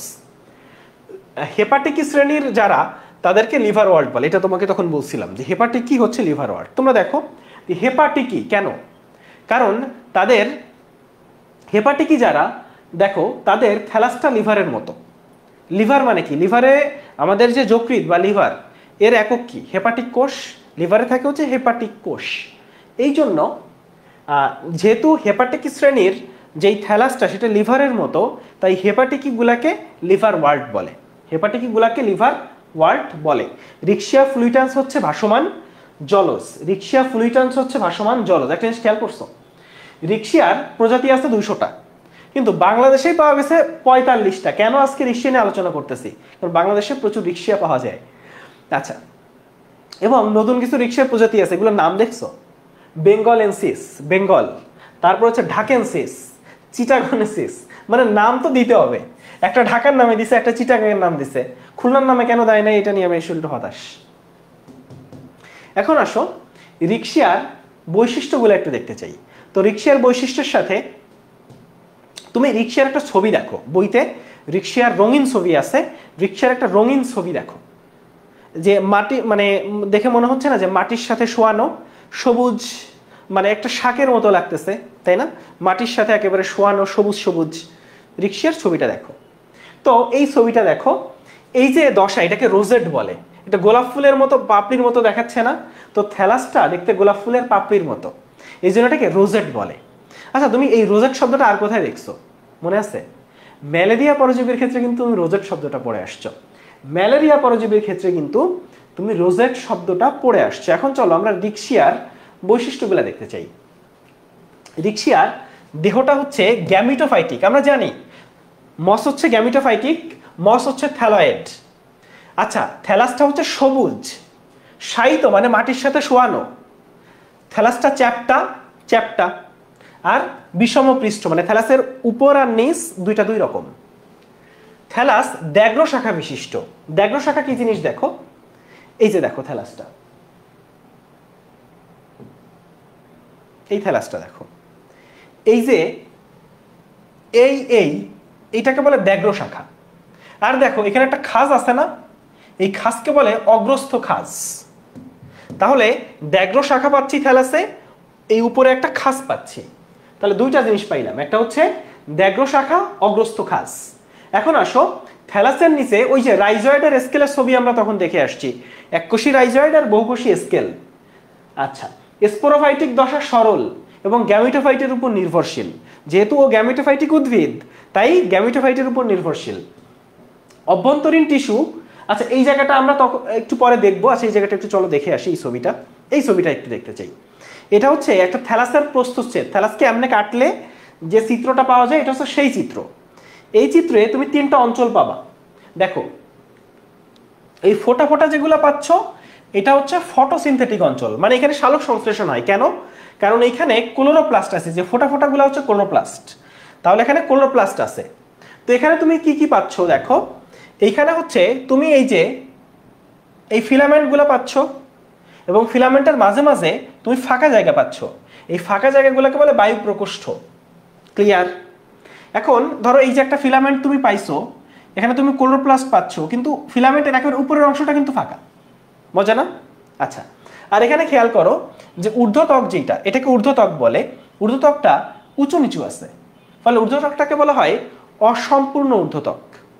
তাহলে আমরা সালোক সংশ্লেষণ যেখানে হয় বা খাদ্য তৈরি হয় যেখানে, সেটাকে আমরা ফটোসিনথেটিক অঞ্চল বলতেছি। এখানে আমরা বায়ু প্রকোষ্ঠ পাচ্ছি এবং এইখানে এইটা হচ্ছে বায়ুরন্ধ্র, অসম্পূর্ণ ঊর্ধ্বত্বক নিয়ে গঠিত, এবং এখানে ক্লোরোপ্লাস্ট আছে, ফলে এখানে সালোক সংশ্লেষণ হয়। তাহলে খাদ্যটা তৈরি হইলো, খাদ্যটা সঞ্চয় হয় কোথায়? এই জায়গাটায় খাদ্যটা সঞ্চয় হয়। তাহলে এটাকে আমরা কি বলতেছি? সঞ্চয়ী অঞ্চল। এটা কি দিয়ে গঠিত? প্যারেনকাইমা কোষ দিয়ে গঠিত, এবং এখানে কিন্তু আমরা ডিম্বাণুও পাচ্ছি। আচ্ছা, দেখছি। আর একেবারে নিম্নত্বক হচ্ছে এইটা, আর নিম্নত্বক থেকে তৈরি হয়েছে এককোষী রাইজয়েড এবং বহুকোষী স্কেল। তাহলে আবারও দেখি, থ্যালাসকে প্রচ্ছদ করলে কি কি পাচ্ছি? ফটোসিনথেটিক অঞ্চল যেখানে সালোক সংশ্লেষণ হয়, অসম্পূর্ণ ঊর্ধ্বত্বক নিয়ে গঠিত, আর হচ্ছে এখানে আর্কিগোনিয়াম তো দেখতেই পাচ্ছ, সঞ্চয়ী অঞ্চল যেখানে খাদ্যটা সঞ্চিত থাকে, এবং নিম্নত্বকে আছে রাইজয়েড এবং স্কেল। মনে থাকবে? আচ্ছা,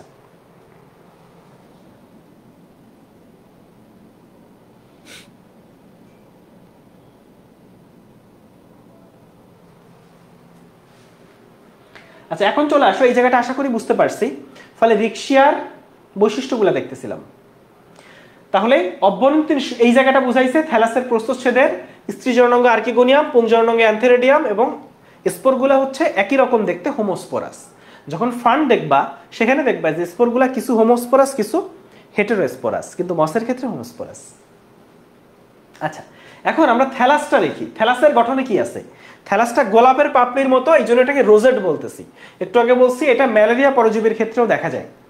এখন থ্যালাসে এই যে এই শিরাটাকে বলে মধ্যশিরা, এবং এখানে খেয়াল করো এই যে খাসটা আছে উপরের দিকে, এই যে খাস, এই খাসটাকে বলে অগ্রস্থ খাস, বা ইংরেজিতে বলে এপিক্যাল নস। ঠিক আছে, এখন আসো থ্যালাসের নিচে তুমি যখন প্রস্থচ্ছেদ করছো, দেখছো থ্যালাসের নিচে রাইজয়েড এবং স্কেল আছে। রাইজয়েড স্কেলের কাজ কি? থ্যালাসকে মাটির সাথে, রাইজয়েড স্কেলই মাটির নিচে গেছে, মাটির সাথে আটকায় রাখে, এবং যে পুষ্টি উপাদান বা খাদ্য ওগুলা আসে। তাহলে থ্যালাসকে মাটির সাথে আটকায় রাখা এবং পানি, খনিজ লবণ শোষণ করা, এটা কিন্তু ওই রাইজয়েড স্কেলের সাহায্যে করে। থ্যালাসের প্রস্থচ্ছেদের জিনিসটা আমরা দেখতে পাইছি। আচ্ছা, ঠিক আছে, এখন একটু চলে আসো, আমরা রিকশিয়ার অভ্যন্তরীণ গঠন দেখতে চাই, বা থ্যালাসের প্রস্থচ্ছেদ। এখানে তিনটা অঞ্চল আমরা দেখে আসছি, যে ফটোসিনথেটিক অঞ্চল যেখানে সালোক সংশ্লেষণ হচ্ছে, যেটাকে আত্তীকরণ অঞ্চল বলে। তারপরে সঞ্চয়ী অঞ্চল, আত্তীকরণ অঞ্চল যেটা ফটোসিনথেসিস যেহেতু হচ্ছে সেটা, এটা হচ্ছে সবুজ। এরপরে আত্তীকরণ অঞ্চল, সঞ্চয় অঞ্চল যেটা, সেটা কিন্তু কালারলেস। আর একেবারে লাস্টে আছে নিম্নত্বক। তো ফটোসিনথেটিক অঞ্চল যেটা, সেটা আমরা দেখে আসছি যে এখানে যে সূত্রগুলো আছে, এই সূত্রগুলোকে আমরা কি বলতেছি? আত্তীকরণ সূত্র। এটাকে বলতেছি বায়ু প্রকোষ্ঠ। এখানে ক্লোরোপ্লাস্ট আছে, এখানে সালোক সংশ্লেষণ হচ্ছে, এবং অসম্পূর্ণ ঊর্ধ্বত্বক নিয়ে গঠিত। ক্লিয়ার? সঞ্চয়ী অঞ্চল প্যারেনকাইমা কোষ দিয়ে গঠিত, এখানে খাদ্য সঞ্চিত থাকে, এবং এই জায়গাটা বর্ণহীন। আর নিম্নত্বকে রাইজয়েড এবং স্কেল আছে, রাইজয়েড স্কেল মাটির নিচে গেছে, মাটি থেকে পানি, খনিজ লবণ শোষণ করে। আচ্ছা, তাহলে আত্তীকরণ সূত্র আমরা দেখলাম। এই যে তারপর এই যে বায়ু প্রকোষ্ঠ, বায়ু ছিদ্র, অসম্পূর্ণ ঊর্ধ্বত্বক, এই যেগুলো বোল্ড হরফে আছে, আমি যদি দাগ নাও দিই, যদি বোল্ড হরফে কিছু দাও, এটা হাসান স্যার বোল্ড করছে। এখন তুমি আমারে বলো, আমার বোল্ড ইম্পর্টেন্ট বেশি নাকি হাসান স্যারের বোল্ড ইম্পর্টেন্ট বেশি? হাসান স্যারের বোল্ড ইম্পর্টেন্ট বেশি, কারণ যাই প্রশ্ন করে ওর কাছে দাগানো বই থাকে না, ওই দেখে বোল্ড কোনটা আছে, হাসান স্যার কোনটা বোল্ড করছে। তাহলে বোল্ড হরফ যদি পাও, সেটা আমি না দাগাইলেও সেটা পড়তে হবে।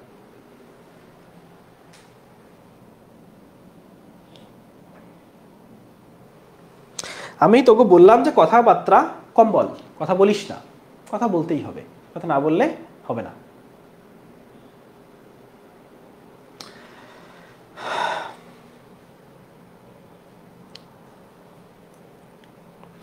এই কে কে একটু কথা বলতেছে? আমি কিন্তু ব্লক দিয়ে দিব ভাই, আমি ব্লক দিয়ে দিব। আমার আইডি থেকে ব্লক করলে তুমি যদি পেইড ব্যাচেও থাকো, তুমি ক্লাস করতে পারবে না। কে কে বেশি গল্প করতেছে দেখি একটু। এই রিদওয়ানুল হক, এই যেগুলো পেইড ব্যাচের এগুলো শয়তান বেশি। এই ফাহাদ একটা, প্রিন্স একটা, কি অবস্থা সানজিদা? এখানে গল্প করতে আসে, কি অবস্থা সানজিদা, কেমন আছো?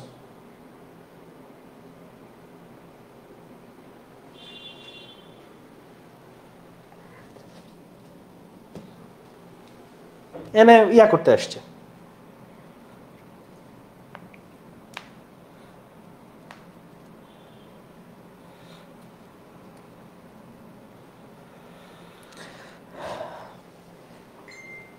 আচ্ছা, তাহলে সঞ্চয় অঞ্চলে কি বলছি?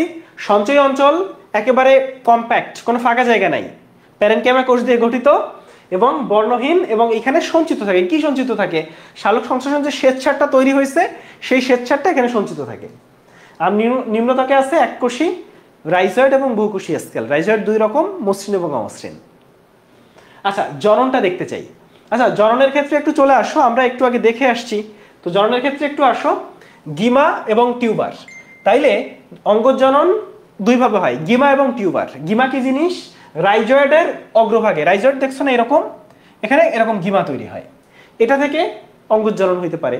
আবার থ্যালাস দেখছো, থ্যালাসের উপরে টিউবার তৈরি হয়, টিউবার জিনিসটা এরকম এরকম দেখতে, তাহলে থ্যালাসের উপর টিউবার তৈরি হয়। তাহলে এই গিমা এবং টিউবারের মাধ্যমে রিক্সিয়ার অঙ্গজনন হয়। চলে আসো যৌন জনন। যৌন জননে আমরা জানি অ্যান্থেরিডিয়াম আর্কিগোনিয়াম, এটা হচ্ছে স্ত্রী জননাঙ্গ এবং পুংজননাঙ্গ।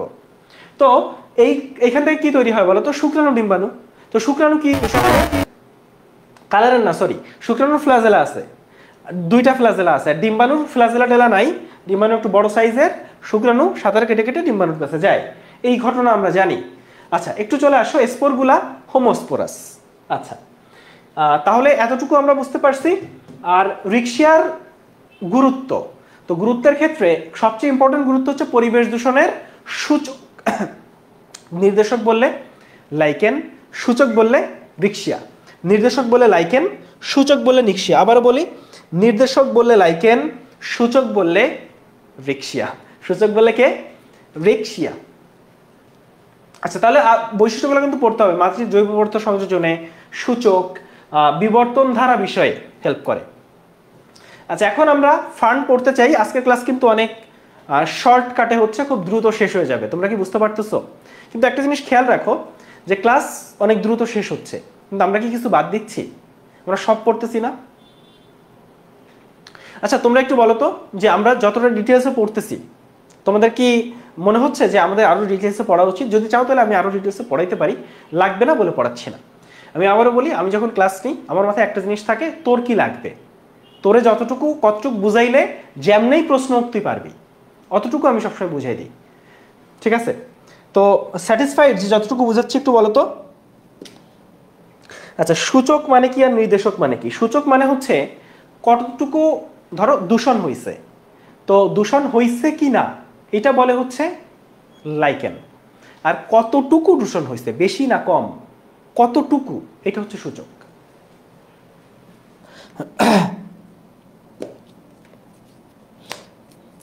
আরো ডিটেলসে পড়াই কিনা? পড়াই না, কিন্তু পড়াইতে পারি।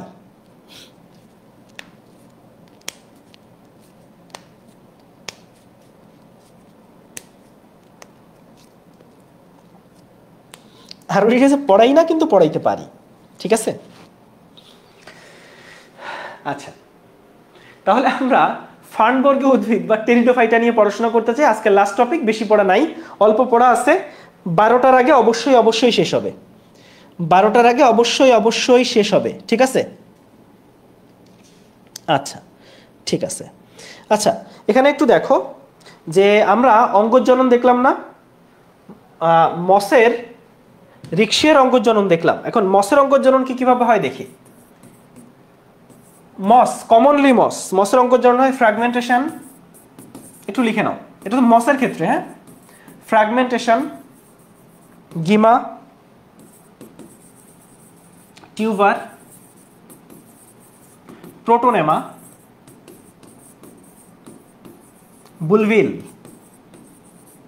প্রোটোনেমা আর হচ্ছে বুলভিল। কি বললাম? প্রোটোনেমা আর বুলভিল, এই জায়গাটা মনে রাখবা। আচ্ছা, তোমরা কি জানো রিক্সিয়া কখন বেশি জন্মায়?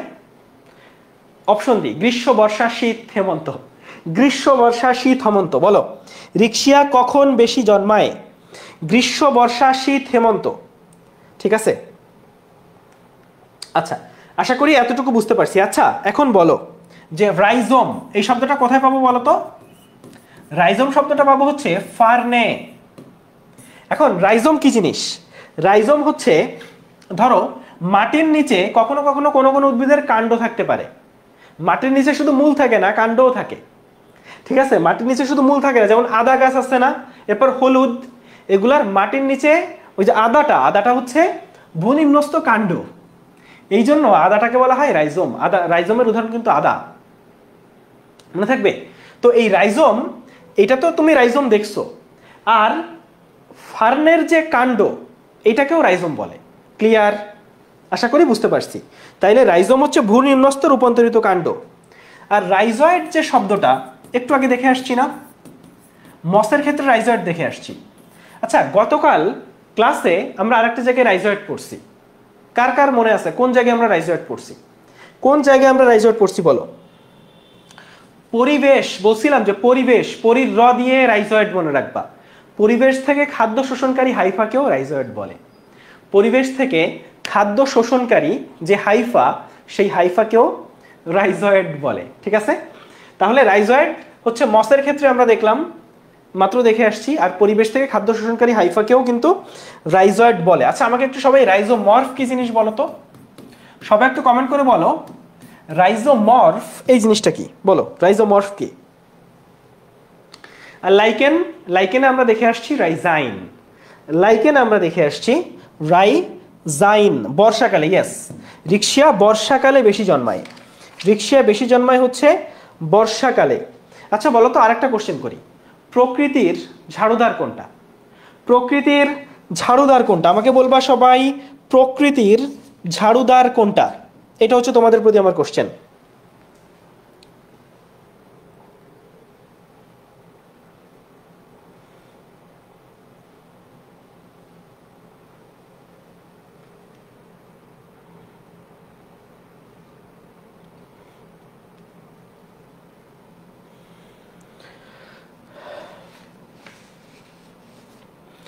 ব্যাকটেরিয়াকে বলা হয় প্রকৃতির ঝাড়ুদার। ব্যাকটেরিয়াকে বলা হয় প্রকৃতির ঝাড়ুদার। ব্যাকটেরিয়াটাকে বলা হয় প্রকৃতির ঝাড়ুদার। ঠিক আছে, গুড। এখন আমরা ফার্ন পড়তে চাই। চলে আসো, ফার্নের ক্ষেত্রে আমরা টেরিডোফাইটের বৈশিষ্ট্যগুলো ফার্স্টে একটু দেখি।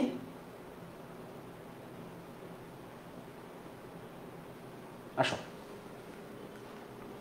ফার্স্টে দেখো শৈবাল ছত্রাক, মস ফার্ন অপুষ্পক, এদের বীজ নাই। গ্যামিটোফাইট পর্যায়কে প্রোথ্যালাস বলে। তাহলে আমরা থ্যালাস প্রকৃতির, কিন্তু নাম হচ্ছে প্রোথ্যালাস। ফলে প্রোথ্যালাসটা তুমি ফার্নে পাচ্ছ বা টেরিডোফাইটাতে পাচ্ছ, থ্যালাস শব্দটা পাইছো হচ্ছে মসে। এদের ভাস্কুলার টিস্যু আছে, মস অভাস্কুলার, ফার্ন ভাস্কুলার। কাণ্ড রাইজোমে রূপান্তরিত হয়, কাণ্ড হয় রাইজোম, আর মূলের মতো হচ্ছে রাইজয়েড। তাহলে কাণ্ড হচ্ছে রাইজোম। ওকে, জননাঙ্গ বহুকোষী, বন্ধ্যাকোষ আবরণ দিয়ে আবৃত, মসের মতোই বৈশিষ্ট্য। স্ত্রীগ্যামিট নিশ্চল আর্কিগোনিয়াম উৎপন্ন হয়। আর্কিগোনিয়াম মানে স্ত্রী জননাঙ্গ, সেখানে তৈরি হয় স্ত্রীগ্যামিট, এবং স্ত্রীগ্যামিট নিশ্চল একেবারে মসের মতোই।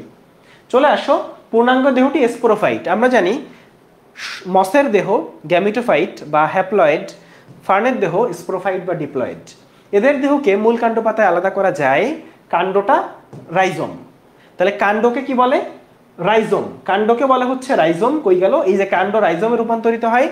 কারণ দেখো এদের মূল কাণ্ড পাতা আলাদা করা যায়, কিন্তু যাদের মূল কাণ্ড পাতা আলাদা করা যায়, ফার্ন, নগ্নবীজি, আবৃতবীজি, এদের সবচেয়ে অনুন্নত কে? ফার্ন। এই জন্য এদের মূল কাণ্ড পাতা আলাদা করা গেলেও অতটা উন্নত না, যার জন্য কাণ্ড রাইজোমে রূপান্তরিত। আচ্ছা, ভ্রূণ সৃষ্টি হয় স্পোর, যেটা স্পোরটা কিন্তু হোমোস্পোরাস হইতে পারে, হেটেরোস্পোরাস হইতে পারে। দেখো মসের ক্ষেত্রে তুমি দেখছো হোমোস্পোরাস,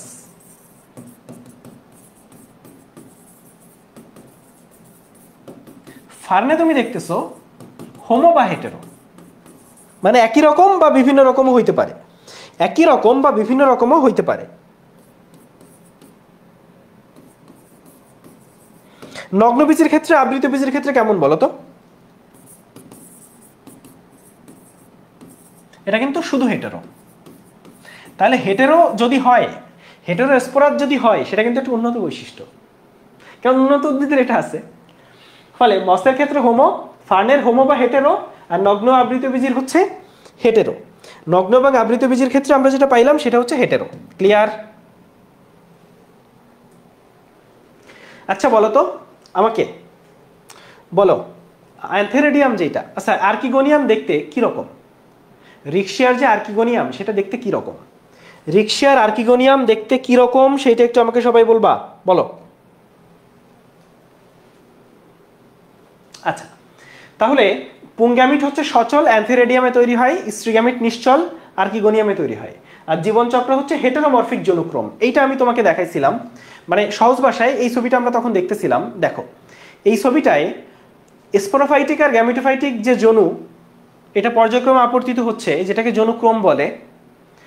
এটা সমান না, সমান না বলেই এটা হেটেরোমরফিক জনুক্রম।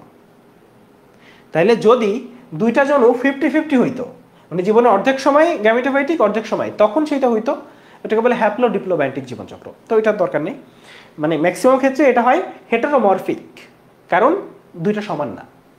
তাহলে এদের জনুক্রমটা হচ্ছে হেটেরোমরফিক, জনুক্রমটা হচ্ছে ভাইয়া হেটেরোমরফিক। এখন আমরা টেরিস দেখতে চাই। টেরিসের যে আলোচনা আছে এইখানে আমরা, ইয়েস এটা একটা ভালো কাজ হয়েছে যে এখানে টেরিসের ছবি আছে, এটা হচ্ছে টেরিস। এই যে টেরিসের ছবি, এই জিনিস তুমি এই টেরিস দেখছো, তুমি অবশ্যই দেখছো, হয়তো খেয়াল করো নাই।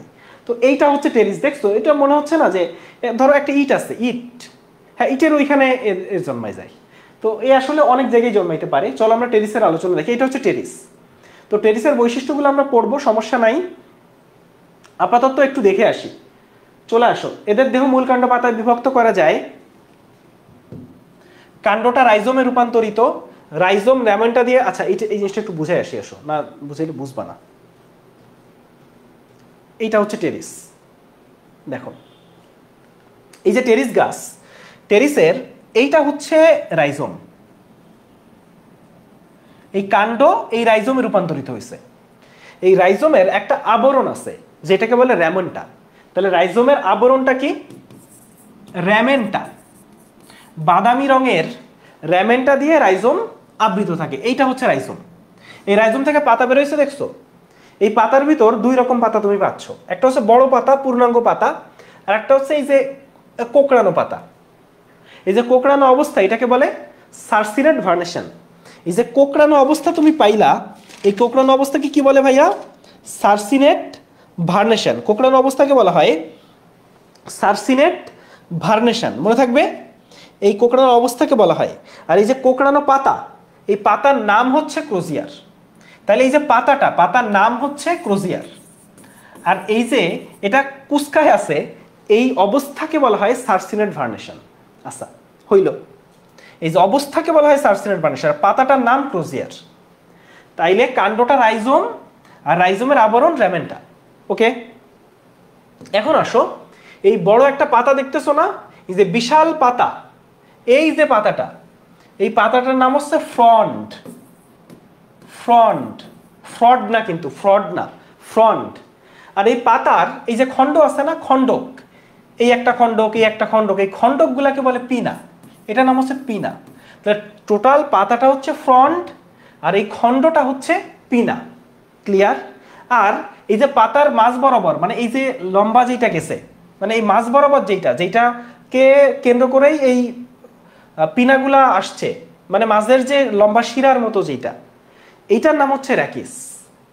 তাহলে টোটাল পাতাটা ফ্রন্ট, পাতার খণ্ডগুলা পিনা, আর এই যেটা গেছে এটার নাম হচ্ছে র্যাকিস। তাহলে আমরা জিনিসটাকে বুঝতে পারছি? একটু সবাই বলো। কাণ্ডটা রাইজোম, কাণ্ডের আবরণের নাম র্যামেন্টা। পাতার ক্ষেত্রে, কচি পাতার ক্ষেত্রে, কচি পাতার এই যে কুণ্ডলিত অবস্থা, এটার নাম সার্সিনেট ভার্নেশন। কুণ্ডলিত কচি পাতার নাম ক্রোজিয়ার। টোটাল পাতাটা হচ্ছে ফ্রন্ট, পাতার যে খণ্ড সেটা পিনা, আর এই জিনিসটা হচ্ছে র্যাকিস। এই জিনিসটা হচ্ছে র্যাকিস।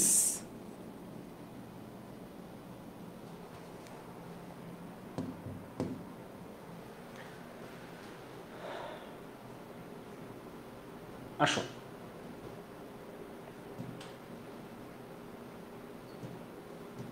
আমরা কি টেরিস শুরু করছিলাম? না, আমরা হচ্ছে ইয়া পড়তেছিলাম না?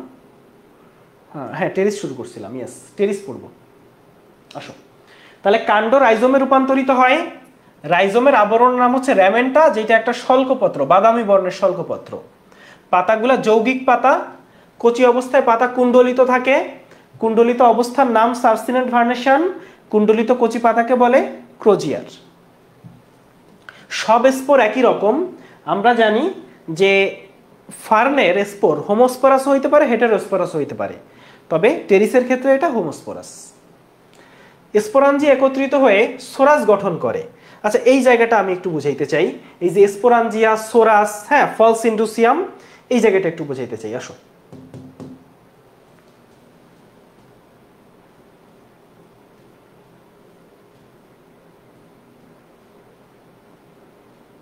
এই জায়গাটা আসো। ধরো একটা পাতা আছে, ধরো তুমি একটা পাতা আছে, এটা একটা পাতা, ঠিক আছে? পাতার এই যে জায়গাটা, এই জায়গাটার নাম হচ্ছে অমরা। এই জায়গাটার নাম কি বলছি? অমরা। কেন? কারণ অমরা থেকে এই যে জিনিসগুলা তৈরি হয়েছে, এই জিনিসটার নাম হচ্ছে স্পোরাঞ্জিয়াম। ধরো এখানে কয়টা স্পোরাঞ্জিয়াম আছে? একটা, দুইটা, তিনটা। এই যে তিনটা বা এই একটা, চারটা, যে চারটে স্পোরাঞ্জিয়াম এক জায়গায় আছে, এই চারটে স্পোরাঞ্জিয়াম মিলে এই যে গুচ্ছটা, এই গুচ্ছটাকে বলে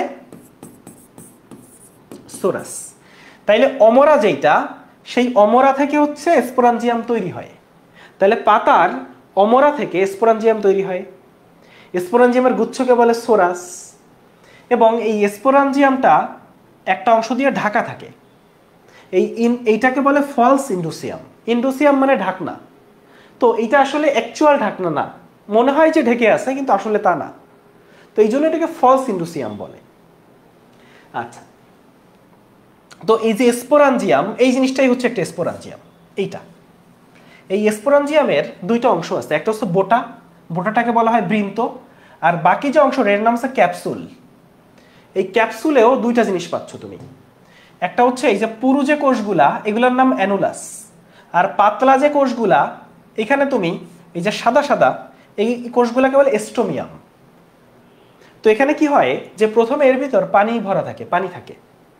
পরবর্তীতে যখন এখানে স্পোর তৈরি হয়, তখন এখান থেকে পানি সরে যায়। তো এখানে একটা শুষ্কাবস্থা তৈরি হয়, ফলে শুষ্ক হয়ে একটা সময় এটা ফেটে যায়। তো এখানে পাতলা কোষ কোনগুলা? এস্টোমিয়ামের এই কোষগুলা পাতলা, ফলে যখন শুষ্কাবস্থায় ফেটে যায় তখন এই স্পোরগুলা বেরোয় আসে। এই স্পোরগুলা এখান থেকে এই যে দেখো বেরোয় আসছে। ব্যাপারটা কি বোঝা গেছে? তো আমি কি বললাম যে একটা পাতা, পাতার অমরা থেকে, অমরা যে জায়গা, ধরো তুমি যখন পাতা দেখবা, পাতার একটা জায়গা থেকে, একেবারে কিনারা থেকে আসলে স্পোরাঞ্জিয়ামগুলো তৈরি হয়। স্পোরাঞ্জিয়ামের গুচ্ছকে বলে সোরাস। একটা ছোট ছোট স্পোরাঞ্জিয়াম তৈরি হয়, স্পোরাঞ্জিয়ামের গুচ্ছকে বলে সোরাস, ঠিক আছে? আর এটা ঢাকা থাকে ফলস ইন্ডুসিয়াম দিয়ে। ক্লিয়ার?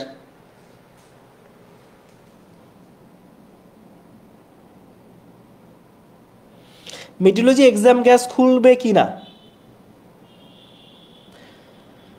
মিডিওলজি এক্সাম ব্যাচ খুলবে কিনা? না, আপাতত আমাদের কোনো এক্সাম ব্যাচ আসবে না রে।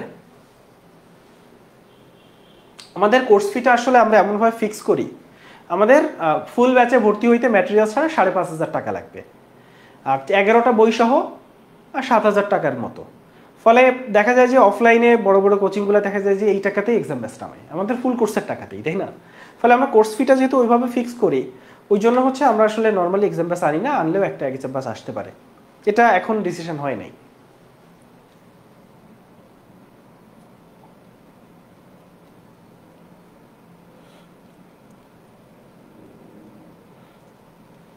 ভাই এখন কোনো ব্রেক হবে না, ক্লাসের বাকি আছে আর 20 মিনিট। 20 মিনিটের একটা ক্লাসে কিসের ব্রেক চাও তুমি? আমি তো পড়াই ফেলছি, মানে আমি যা বোঝানোর ছিল সেটা তো আগেই বুঝাই ফেলছি। দেখো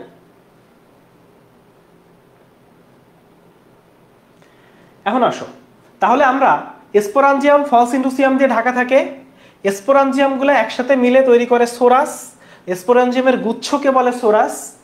প্রোথ্যালাস, প্রোথ্যালাসটাও দেখব, এইটাই বোঝানো বাকি আছে। রাইজোমের নিচ থেকে অস্থানিক মূল বের হয়। রাইজোম কি? রাইজোম হচ্ছে কাণ্ড, আর ওর নিচ থেকে ছোট ছোট মূল বের হইছে, একটু আগে ছবি দেখছো, ওটাকে অস্থানিক মূল বলে। আর পাতার যে এই এই জিনিসটা গেছে ওটাকে বলে র্যাকিস। লস প্রজেক্ট কি জিনিস ভাই? লস প্রজেক্ট হচ্ছে মেডিকেল অ্যাডমিশনের 15-20 দিন আগে আসে একটা এক্সাম ব্যাচ, যেটাই কিছু রিভিশন ক্লাসও হয়, যেটা একটা ফ্রি বইও পাওয়া যায় অনেক সময়, 500 টাকার একটা ব্যাচ হয়। লস প্রজেক্ট হচ্ছে লস প্রজেক্টে 8-10 হাজার স্টুডেন্ট ভর্তি হয়, এটা হচ্ছে লস প্রজেক্ট। এটা মেডিকেল ভর্তি পরীক্ষার কয়েকদিন আগে এটা মডেল টেস্ট ব্যাচ বা কয়েকটা রিভিশন ক্লাস এভাবে ধরে নিতে পারো।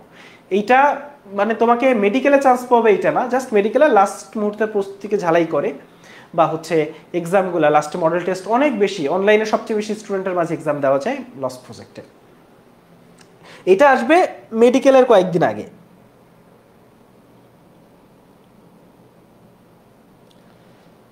ভাই শোনো, আমি আবারও বলি, এতটুকু ক্লাসে টায়ার্ড হওয়া যাবে না, আল্লাহর ওয়াস্তে একটু ভালো হয়ে যা তোরা। এখন আসো টেরিস উদ্ভিদ, এই লাস্টের লাইনটা একটু পড়ো, তারপর একটু আসো। টেরিস হচ্ছে সান ফার্ন বলে। টেরিসকে কি বলে? সান ফার্ন। সান ফার্ন কেন? রোদে জন্মাইতে পছন্দ করে, আর ও যেহেতু ফার্ন এটাকে বলে সান ফার্ন। আমাকে একটু বলতে হবে পাম ফার্ন কোনটা? পাম ফার্ন কাকে বলে? কোন উদ্ভিদকে পাম ফার্ন বলে? টেরিসকে বলে সান ফার্ন, কোন উদ্ভিদকে পাম ফার্ন বলে? এখানে একটু চলে আসো।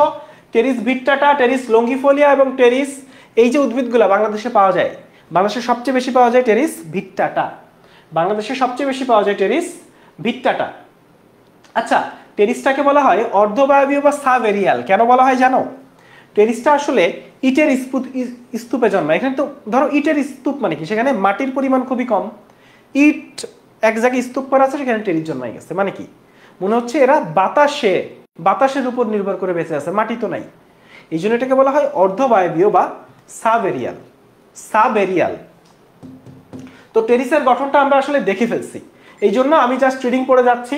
দেখো, টেরিস হচ্ছে একটা ডিপ্লয়েড উদ্ভিদ, ফার্নো ডিপ্লয়েড উদ্ভিদ। টেরিসের দেহ মূলকাণ্ড পাতায় বিভক্ত। টেরিসের কাণ্ড রাইজোমে রূপান্তরিত হয়। এরপরে আসো, টেরিসের পাতাটা কিন্তু যৌগিক পাতা যৌগিক পাতা। বড় একটা পাতাকে বলে ফ্রন্ট। আচ্ছা, কচি পাতার যে বিন্যাস, সেই বিন্যাসকে বলে সার্সিনেট ভার্নেশন। কচি পাতার নাম কি? মুকুল অবস্থায় কুণ্ডলী পাকানো, এটা হচ্ছে সার্সিনেট ভার্নেশন। এই কুণ্ডলিত কচি পাতাকে কি বলে, বা কুণ্ডলী পাকানো কচি পাতাকে কি বলে? ক্রোজিয়ার বলে। পাতাটাকে বলে ফ্রন্ট। পাতার যে খণ্ডগুলাকে বলে পিনা। আর কাণ্ডটা রাইজোমে রূপান্তরিত হয়। রাইজোমের আবরণ কি? র্যামেন্টা কি? বাদামি বর্ণের শল্কপত্র। তাহলে পাতাটা হচ্ছে পক্ষল যৌগিক, আর শল্কপত্রটা হচ্ছে বাদামি, যার নাম র্যামেন্টা কি? রাইজোমের আবরণ। আচ্ছা, এরপরে সোরাস কি জিনিস? স্পোরাঞ্জিয়ামের গুচ্ছকে বলে সোরাস। টেরিসের অভ্যন্তরীণ গঠন, এই ছবিটা দেখো। টেরিসকে তুমি যদি প্রস্থচ্ছেদ করলে মাঝখানে জাইলেম পাবা, বাইরে ফ্লোয়েম পাবা। যদি মাঝখানে জাইলেম পাওয়া যায় আর বাইরের দিকে ফ্লোয়েম পাওয়া যায়, সেটাকে বলা হয় জাইলেম কেন্দ্রিক বা হেড্রোসেন্ট্রিক। আর যদি মাঝখানে ফ্লোয়েম পাওয়া যাইতো, বাইরে জাইলেম পাওয়া যাইতো, এটা টিস্যুতন্ত্র অধ্যায়ের পড়া, মাঝখানে ফ্লোয়েম পাওয়া যাইতো, বাইরে জাইলেম পাওয়া যাইতো, সেটাকে বলা হইতো ফ্লোয়েম কেন্দ্রিক বা লেপ্টোসেন্ট্রিক। ফ্লোয়েম কেন্দ্রিক বা লেপ্টোসেন্ট্রিক, ইয়েস। তাহলে সাইকাস হচ্ছে আমাদের পাম ফার্ন। এখন একটু চলে আসো, একটা লম্বা পাতা, এই পাতাটার প্রস্থচ্ছেদ করে ফেলছো তুমি। পাতার প্রস্থচ্ছেদ করলে তুমি ঊর্ধ্বত্বক পাবা, নিম্নত্বক পাবা, আর মাঝখানে পাবা মেসোফিল স্তর। কি পাবা? ঊর্ধ্বত্বক, নিম্নত্বক, আর মাঝখানে মেসোফিল স্তর। মনে থাকবে? এখন একটু চলে আসো, ঊর্ধ্বত্বকে পাবা কিউটিকল, নিম্নত্বক যেটা এখানে পাবা পত্ররন্ধ্র, আর মাঝখানে পাবা মেসোফিল স্তর। এই মেসোফিল স্তরে আছে হচ্ছে প্যারেনকাইমা কোষ। এই যে মেসোফিল স্তর, এখানে আছে প্যারেনকাইমা কোষ, দুই রকম প্যারেনকাইমা, স্পঞ্জি প্যারেনকাইমা আর হচ্ছে প্যালিসেড প্যারেনকাইমা। স্পঞ্জি প্যারেনকাইমা আর প্যারিসেড প্যারেনকাইমা। ক্লিয়ার? তাহলে ঊর্ধ্বত্বক, নিম্নত্বক, ঊর্ধ্বত্বকে আছে কিউটিকল, নিম্নত্বকে আছে পত্ররন্ধ্র, মাঝখানে মেসোফিল স্তর, এখানে আছে স্পঞ্জি এবং প্যারাসাইট প্যারেনকাইমা। এটা হচ্ছে পাতার প্রস্তুচ্ছেদ করলে এটা পাবা। আচ্ছা, এখন টেরিসের জনন দেখতে চাই। তো জননের ক্ষেত্রে টেরিস হচ্ছে স্পোরোফাইট মানে কিন্তু রেণুধর, স্পোর মানে রেণু, তাইলে স্পোরোফাইট উদ্ভিদ মানে রেণুধর উদ্ভিদ। আর গ্যামিট, গ্যামিট মানে শুক্রাণু ডিম্বাণু মানে লিঙ্গ, তাই গ্যামিটোফাইট মানে হচ্ছে লিঙ্গধর উদ্ভিদ। গ্যামিটোফাইট মানে লিঙ্গধর উদ্ভিদ। ফলে স্পোরোফাইটিক উদ্ভিদে অঙ্গজ এবং অযৌন জনন ঘটে। আর গ্যামিট মানে হচ্ছে যৌন জনন, গ্যামিট মানেই যৌন জনন, গ্যামিট মানে শুক্রাণু ডিম্বাণু, শুক্রাণু ডিম্বাণু মানেই যৌন জনন। আর গ্যামিটোফাইটিক উদ্ভিদে হয় যৌন জনন। ঠিক আছে? অযৌন জনন মানেই স্পোর আর যৌন জনন মানেই গ্যামিট, এটা যেন কখনোই ভুল না হয়।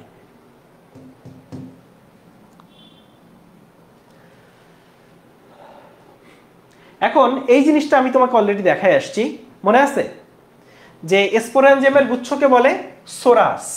হ্যাঁ, তারপর আসো সোরাস দেখতে বাদামি, এর আগে শল্কপত্র পাইছি বাদামি, সোরাস পাচ্ছি বাদামি, বাদামি আর বাদামি। তাহলে ধরো যেই জায়গা থেকে এই স্পোরাঞ্জিয়াম তৈরি হয় সেই জায়গাটাকে বলা হয় প্লাজেন্টা বা অমরা। এই স্পোরাঞ্জিয়ামের গুচ্ছ বা সোরাস কি দিয়ে ঢাকনা থাকে? ফলস ইন্ডুসিয়াম দিয়ে ঢাকা থাকে। স্পোরাঞ্জিয়ামের ছবি দেখছি, সেখানে বোটা পাইছি আর ক্যাপসুল পাইছি, বোটা পাইছি আর ক্যাপসুল পাইছি, তাই না? সেখানে আমরা অ্যানুলাস, এস্টোমিয়াম, বৃন্ত পাইছি, এই ছবি আমরা দেখে আসছি। এই যে অ্যানুলাস, এই এস্টোমিয়াম, এই যে বৃন্ত, এই জিনিসগুলো পাইছি, এই জিনিসগুলো আমরা পড়ছি। এখন একটু চলে আসো, এই জিনিসটা একটু দেখাই। দেখো, এই ছবিটাই তারা দেখাচ্ছে বারবার। এই ছবিটা আমি তোমাকে আগে দেখে আসছি, আর একবার একটু রিপিট করি। এই যে দেখো, এটা ক্যাপসুল না? এই ক্যাপসুলের মধ্যে আছে স্পোর মাতৃকোষ, এগুলো স্পোর মাতৃকোষ। এই যে স্পোর মাতৃকোষ, এগুলো ডিপ্লয়েড, মায়োসিস বিভাজন হচ্ছে, এখান থেকে তৈরি হচ্ছে স্পোর।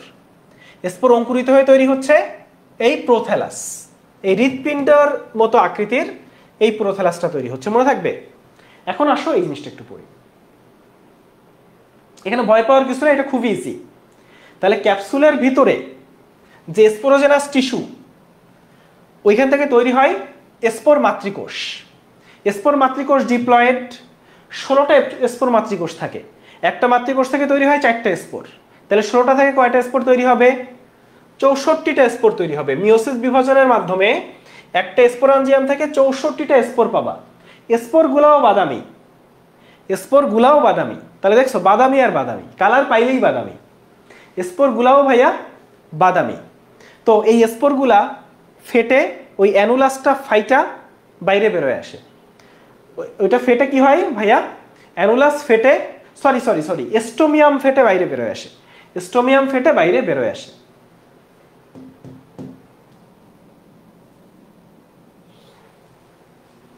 এখন আসো গ্যামিটোফাইটিক উদ্ভিদ। টেরিসটা কিন্তু গ্যামিটোফাইটিক নাকি স্পোরোফাইটিক বলো তো? টেরিসটা হচ্ছে স্পোরোফাইটিক উদ্ভিদ, কিন্তু এর দুইটা পর্ব আছে। একটা হচ্ছে গ্যামিটোফাইটিক পর্যায়, মানে হ্যাপ্লয়েড পর্যায়। তুমি এই ছবিটা দেখো, আবারও সেই ছবি দেখছো। হ্যাপ্লয়েড অবস্থায় স্পোর, স্পোর অঙ্কুরিত প্রোথ্যালাস, প্রোথ্যালাস থেকে স্ত্রী জননাঙ্গ, পুংজননাঙ্গ, সেখানে শুক্রাণু ডিম্বাণু, এই পর্যন্ত হচ্ছে গ্যামিটোফাইটিক উদ্ভিদ। তো এখানে আমরা আসলে প্রোথ্যালাসের আলোচনাটা শিখব। এই যে দেখো, প্রোথ্যালাস তাহলে গ্যামিটোফাইটিক বা হ্যাপ্লয়েড। এখানে তুমি ফ্লাস্ক আকৃতির স্ত্রী জননাঙ্গ বা আর্কিগোনিয়াম পাচ্ছ, আর এইখানে তুমি গোলাকৃতির অ্যান্থেরেডিয়াম বা পুং জননাঙ্গ পাচ্ছ। তাইলে এখান থেকে তুমি ডিম্বাণু পাবা, অ্যান্থেরেডিয়াম থেকে শুক্রাণু পাবা। পরে এই দুজন মিলিত হয়ে জাইগোট বা উস্পোর তৈরি করবে, সেখান থেকে একটা নতুন গাছ হবে, টেরিস গাছ। এখন আসো, এটা হচ্ছে একটা প্রোথ্যালাস। এই প্রোথ্যালাসটা হৃৎপিণ্ডের মতো আকৃতির দেখতে। এইটার এইখানে একটা হৃৎপিণ্ডের মতো আকৃতির দেখতে, এখানে একটা খাঁজ আছে।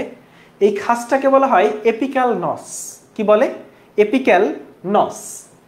এখানে এই খাঁজের এখানে আছে হচ্ছে ফ্লাস্ক আকৃতির আর্কিগোনিয়াম। আর যেখানে রাইজয়েড আছে, তুমি এখানে মসৃণ এককোষী রাইজয়েড দেখতে পাচ্ছ, পাচ্ছ না? পাচ্ছ। নিম্নতল যেখানে, সেখানে তুমি মসৃণ এককোষী রাইজয়েড দেখতে পাচ্ছ। এই রাইজয়েডের কাছাকাছি তুমি গোল গোল অ্যান্থেরেডিয়াম বা স্ত্রী জননাঙ্গ দেখতে পাচ্ছ, সরি গোল গোল অ্যান্থেরেডিয়াম বা পুং জননাঙ্গ দেখতে পাচ্ছ। ক্লিয়ার জিনিসটা? এটাই হচ্ছে আমার প্রোথ্যালাস, যেটা আসলে হ্যাপ্লয়েড, ফলে এটা গ্যামেটোফাইটিক উদ্ভিদ বলা হয় এটাকে। এখন চলে আসো গ্যামেটোফাইটিক উদ্ভিদের ক্ষেত্রে কি বলা হচ্ছে। আমরা ফার্স্টে স্পোর পাইলাম, স্পোরটা অঙ্কুরিত হয়ে কি তৈরি করলো, হৃৎপিণ্ডাকার একটা সবুজ অঙ্গ, সেটার নাম কি বলতেছি, প্রোথ্যালাস।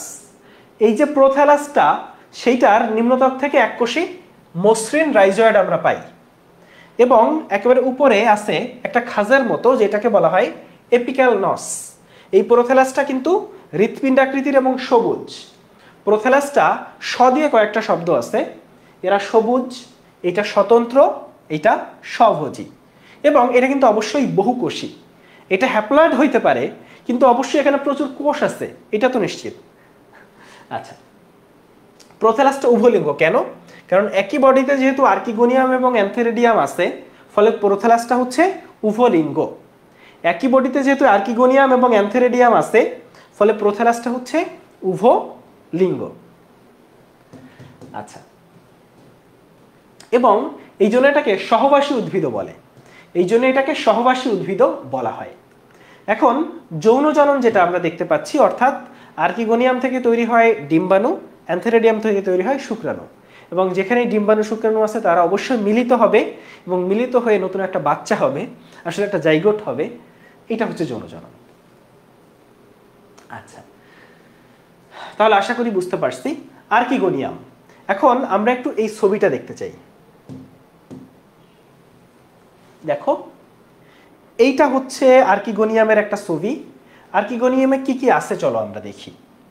এইটা হচ্ছে গ্রীবা, এইটা, আর এখানে দুই রকম কোষ আছে, এটা হচ্ছে গ্রীবা নালিকা কোষ, এই দুইটা, আর উদরীয় নালিকা কোষ হচ্ছে এইটা, এবং একেবারে নিচে আছে ডিম্বাণু। তাহলে এটা হচ্ছে আর্কিগোনিয়ামের গঠন, গ্রীবা নালিকা কোষ, উদরীয় নালিকা কোষ এবং ডিম্বাণু, মনে থাকবে। এবং এই যে পথটা, এই পথটা হচ্ছে মিউসিলেজ এবং ম্যালিক অ্যাসিডে পূর্ণ। এই পথে কি আছে, মিউসিলেজ এবং ম্যালিক অ্যাসিড। এটা হচ্ছে আর্কিগোনিয়ামের গঠন। এই দেখো, আর্কিগোনিয়ামের গঠনে কি আছে ভাইয়া, আর্কিগোনিয়াম ফ্লাস্ক আকৃতির, গ্রীবা আছে, উদর আছে, এখানে আরো আছে ডিম্বাণু, আর এখানে আসলে উদরীয় নালিকা কোষ এবং গ্রীবা নালিকা কোষ আছে। এই পথটা মিউসিলেজ এবং ম্যালিক অ্যাসিড দিয়ে পূর্ণ। এরপরে আমরা অ্যান্থেরেডিয়াম নিয়ে একটু পড়াশোনা করতে চাই। এটা হচ্ছে অ্যান্থেরেডিয়াম, যেটা পুং জননাঙ্গ, এটা গোলাকার দেখতে পাচ্ছ। তাহলে অ্যান্থেরেডিয়ামটা হচ্ছে ভাইয়া গোলাকৃতির। এর ভিতরে থাকে শুক্রাণু মাতৃকোষ, যেটাকে অ্যান্ড্রোসাইট বলে। তাহলে অ্যান্থেরেডিয়াম হচ্ছে স্ত্রী পুং জননাঙ্গ। তাহলে এর ভিতর কি থাকবে, শুক্রাণু মাতৃকোষ, কয়টা, 20 থেকে 50টা, যেটাকে অ্যান্ড্রোসাইট বলতেছে।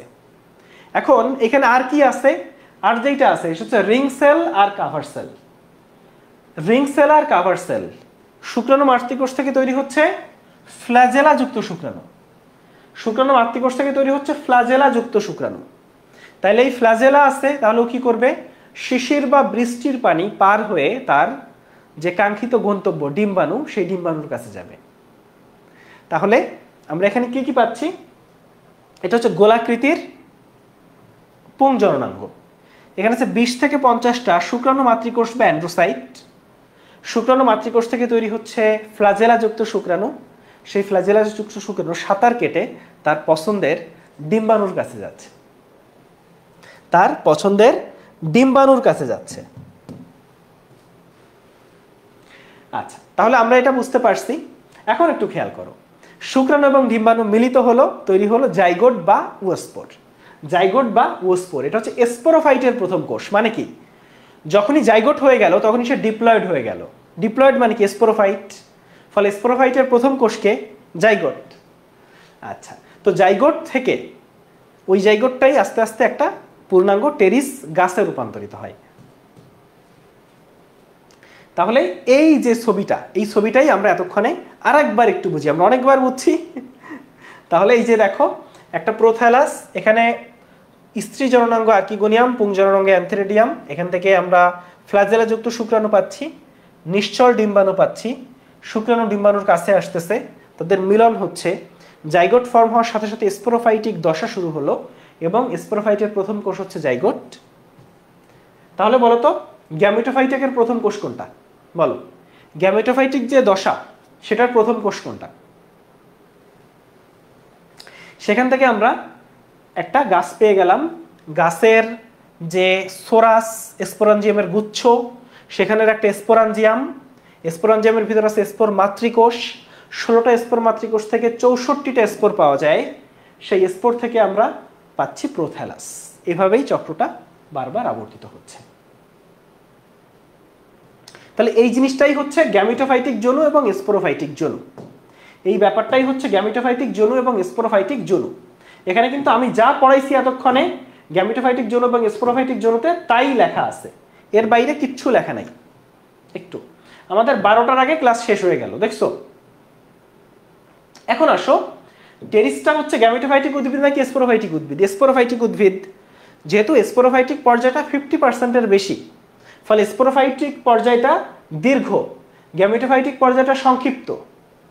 এই জন্য যেহেতু দুইটা ডিফারেন্ট, সমান না, অসমান, তাই জনুক্রমকে বলা হয় হেটেরোমরফিক জনুক্রম। তাই এই জনুক্রমকে বলা হয় হেটেরোমরফিক জনুক্রম। সর্বশেষ টেরিসের অর্থনৈতিক গুরুত্ব, টেরিস হচ্ছে সৌন্দর্য বর্ধনের কাজে ব্যবহৃত হয়, আসলে ঘর সাজানো। এছাড়া শাক এবং সার, তাহলে শাক সার ঘর সাজানো উৎপাদক, শাক সার ঘর সাজানো উৎপাদক। এখন আসো, এটা তো আমাদের কাছে শেষ, এখন আমরা সর্বশেষ যেটা দেখতে চাই একটু, আচ্ছা সর্বশেষ দেখতে চাই ব্রায়োফাইটা এবং মানে টেরিডোফাইটার পার্থক্য, বা এটা আসলে মস এবং ফার্নের পার্থক্য, বা মসের যে উদাহরণ রিক্সিয়া এবং ফার্নের যে উদাহরণ টেরিস, এই দুইটার ডিফারেন্স। ফলে এই পার্থক্যটা কিন্তু খুবই খুবই ইম্পর্ট্যান্ট। এই অধ্যায়গুলোতে সবচেয়ে বড় সমস্যায় তুমি যেটা পড়বে সেটা হচ্ছে কনফিউশন, এবং তুমি যদি এই পার্থক্যগুলো ভালোভাবে পড়ো তাহলে তোমার কনফিউশন অনেকটাই কেটে যাবে, তোমার কনফিউশন কিন্তু অনেকটাই কেটে যাবে। ঠিক আছে? আচ্ছা, তোমরা নাশপাতি আকৃতির কি পাইছো বলো তো? রিক্সিয়ার যে অ্যান্থেরেডিয়াম সেটা নাশপাতি পাইছি, বা উলোথ্রিক্সের জুওস্পোরটাও নাশপাতি আকৃতি ছিল, একটু লিখে নিতে পারো। উলোথ্রিক্সের জুওস্পোর আর রিক্সিয়ার অ্যান্থেরেডিয়াম এই দুটো হচ্ছে নাশপাতি আকৃতির। আবারও বলি, উলোথ্রিক্সের জুওস্পোর আর রিক্সিয়ার যে অ্যান্থেরেডিয়াম এই দুইটা কিন্তু নাশপাতি আকৃতির। মনে থাকবে? মনে থাকবে কিনা? আচ্ছা বলো তো, ফ্লাজেলা, ফ্লাজেলা দেখছো না? মসে ফ্লাজেলা কয়টা? ফ্লাজেলা দুইটা। ফার্নে ফ্লাজেলা কয়টা? ফার্ন এবং নগ্নবীজিতে হচ্ছে বহু ফ্লাজেলা। তাহলে মসে দুইটা, ফার্ন এবং নগ্নবীজিতে হচ্ছে বহু ফ্লাজেলা। এছাড়া তুমি উলোথ্রিক্স যখন পড়ছিলা, উলোথ্রিক্সের যে মনে আছে বাইফ্লাজিলেট গ্যামিট পাইছিলা? বাইফ্লাজিলেট গ্যামিট মানে ওর দুইটা ফ্লাজেলা আছে, বাই মানে দুই। তাহলে উলোথ্রিক্সের গ্যামিটটাও কিন্তু দুইটা ফ্লাজেলা। তাহলে উলোথ্রিক্সের গ্যামিটটা দুইটা ফ্লাজেলা। ফার্নার নগ্নবীজির ক্ষেত্রে তুমি পাবা বহু ফ্লাজেলা। ঠিক আছে? এখন একটু চলে আসো, উলোথ্রিক্সের গ্যামিট দুই ফ্লাজেলা, তাহলে উলোথ্রিক্সের জাইগোট কয় ফ্লাজেলা বলো তো? উলোথ্রিক্সের জাইগোট কিন্তু আবার 4 ফ্লাজেলা। তাহলে উলোথ্রিক্সের গ্যামিট আর মস দুই ফ্লাজেলা, ফার্ন নগ্নবীজি বহু ফ্লাজেলা, আর উলোথ্রিক্সের জাইগোটটা 4 ফ্লাজেলা। এটা যেন আমাদের ভুল না হয়। এখন আসো আমরা এই পার্থক্যটা পড়তে চাই, এটা লাস্ট পড়া আজকের। এখন আসো, রিক্সিয়া হচ্ছে হ্যাপ্লয়েড আর টেরিস ডিপ্লয়েড। যেহেতু হ্যাপ্লয়েড বা গ্যামিটোফাইটিক, ফলে স্পোরোফাইটটা গ্যামিটোফাইটের উপর নির্ভরশীল হবে। তবে টেরিসের ক্ষেত্রে কিন্তু দুইটা স্বতন্ত্র। এটা ঠিক যে স্পোরোফাইটটা প্রধান, গ্যামিটোফাইটিকটা অপ্রধান, বা এই জন্য হেটেরোমরফিক জনুক্রম দেখা যায়, কিন্তু দুইটা স্বতন্ত্র। আর এটা গ্যামিটোফাইটের উপর নির্ভরশীল। মানে ব্যাপারটা এরকম যে স্পোরোফাইট একা একা বাঁচতে পারে না, আর এখানে স্পোরোফাইট আলাদা আলাদা বাঁচতে পারে। স্পোরোফাইট একটা উদ্ভিদ, সেটা আলাদাভাবে বেঁচে থাকতে পারে, এরা আলাদাভাবে বেঁচে থাকতে পারে, কিন্তু এরা আলাদাভাবে বাঁচতে পারে না। স্পোরোফাইট আলাদাভাবে বাঁচবে না, গ্যামিটোফাইটিক বাঁচবে। আর এখানে আমরা প্রোটোনেমা বা থ্যালাস দেখছি, এখানে আমরা প্রোথ্যালাস দেখছি। খেয়াল করো, থ্যালাস মানে প্রোটোনেমা যেটা মসের, আর ফার্নের ক্ষেত্রে হচ্ছে প্রোথ্যালাস। আর এটা অভাস্কুলার, এটা ভাস্কুলার। এরপর হচ্ছে এটা দুইটা ফ্লাজেলা, এটা বহু ফ্লাজেলা। আর এখানে হচ্ছে আমরা সোরাস দেখছি, টেরিসে আমরা সোরাস দেখছি, স্পোরাঞ্জিয়ামের গুচ্ছ, কিন্তু আমরা রিক্সিয়ার ক্ষেত্রে কিন্তু সোরাস টোরাস দেখি নাই। ঠিক আছে, তাহলে আমরা এর সাহায্যে আমাদের আজকের ক্লাস শেষ হয়ে গেল। এর সাহায্যে 12টার আগে ক্লাস শেষ।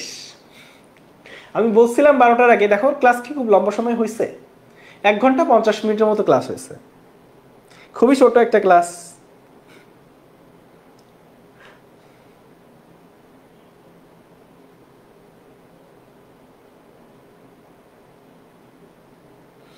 আচ্ছা এখন বলো যে তোমরা কি বুঝছো অধ্যায়টা, ক্লাস কি মানে ক্লাস কেমন লাগছে সেটা বলো। ঠিক আছে, 12টা বাজছে, ঠিক আছে, এখন বলো ক্লাস বুঝছো কিনা, ঠিকঠাক হয়েছে কিনা, কোনো সমস্যা আছে কিনা সেই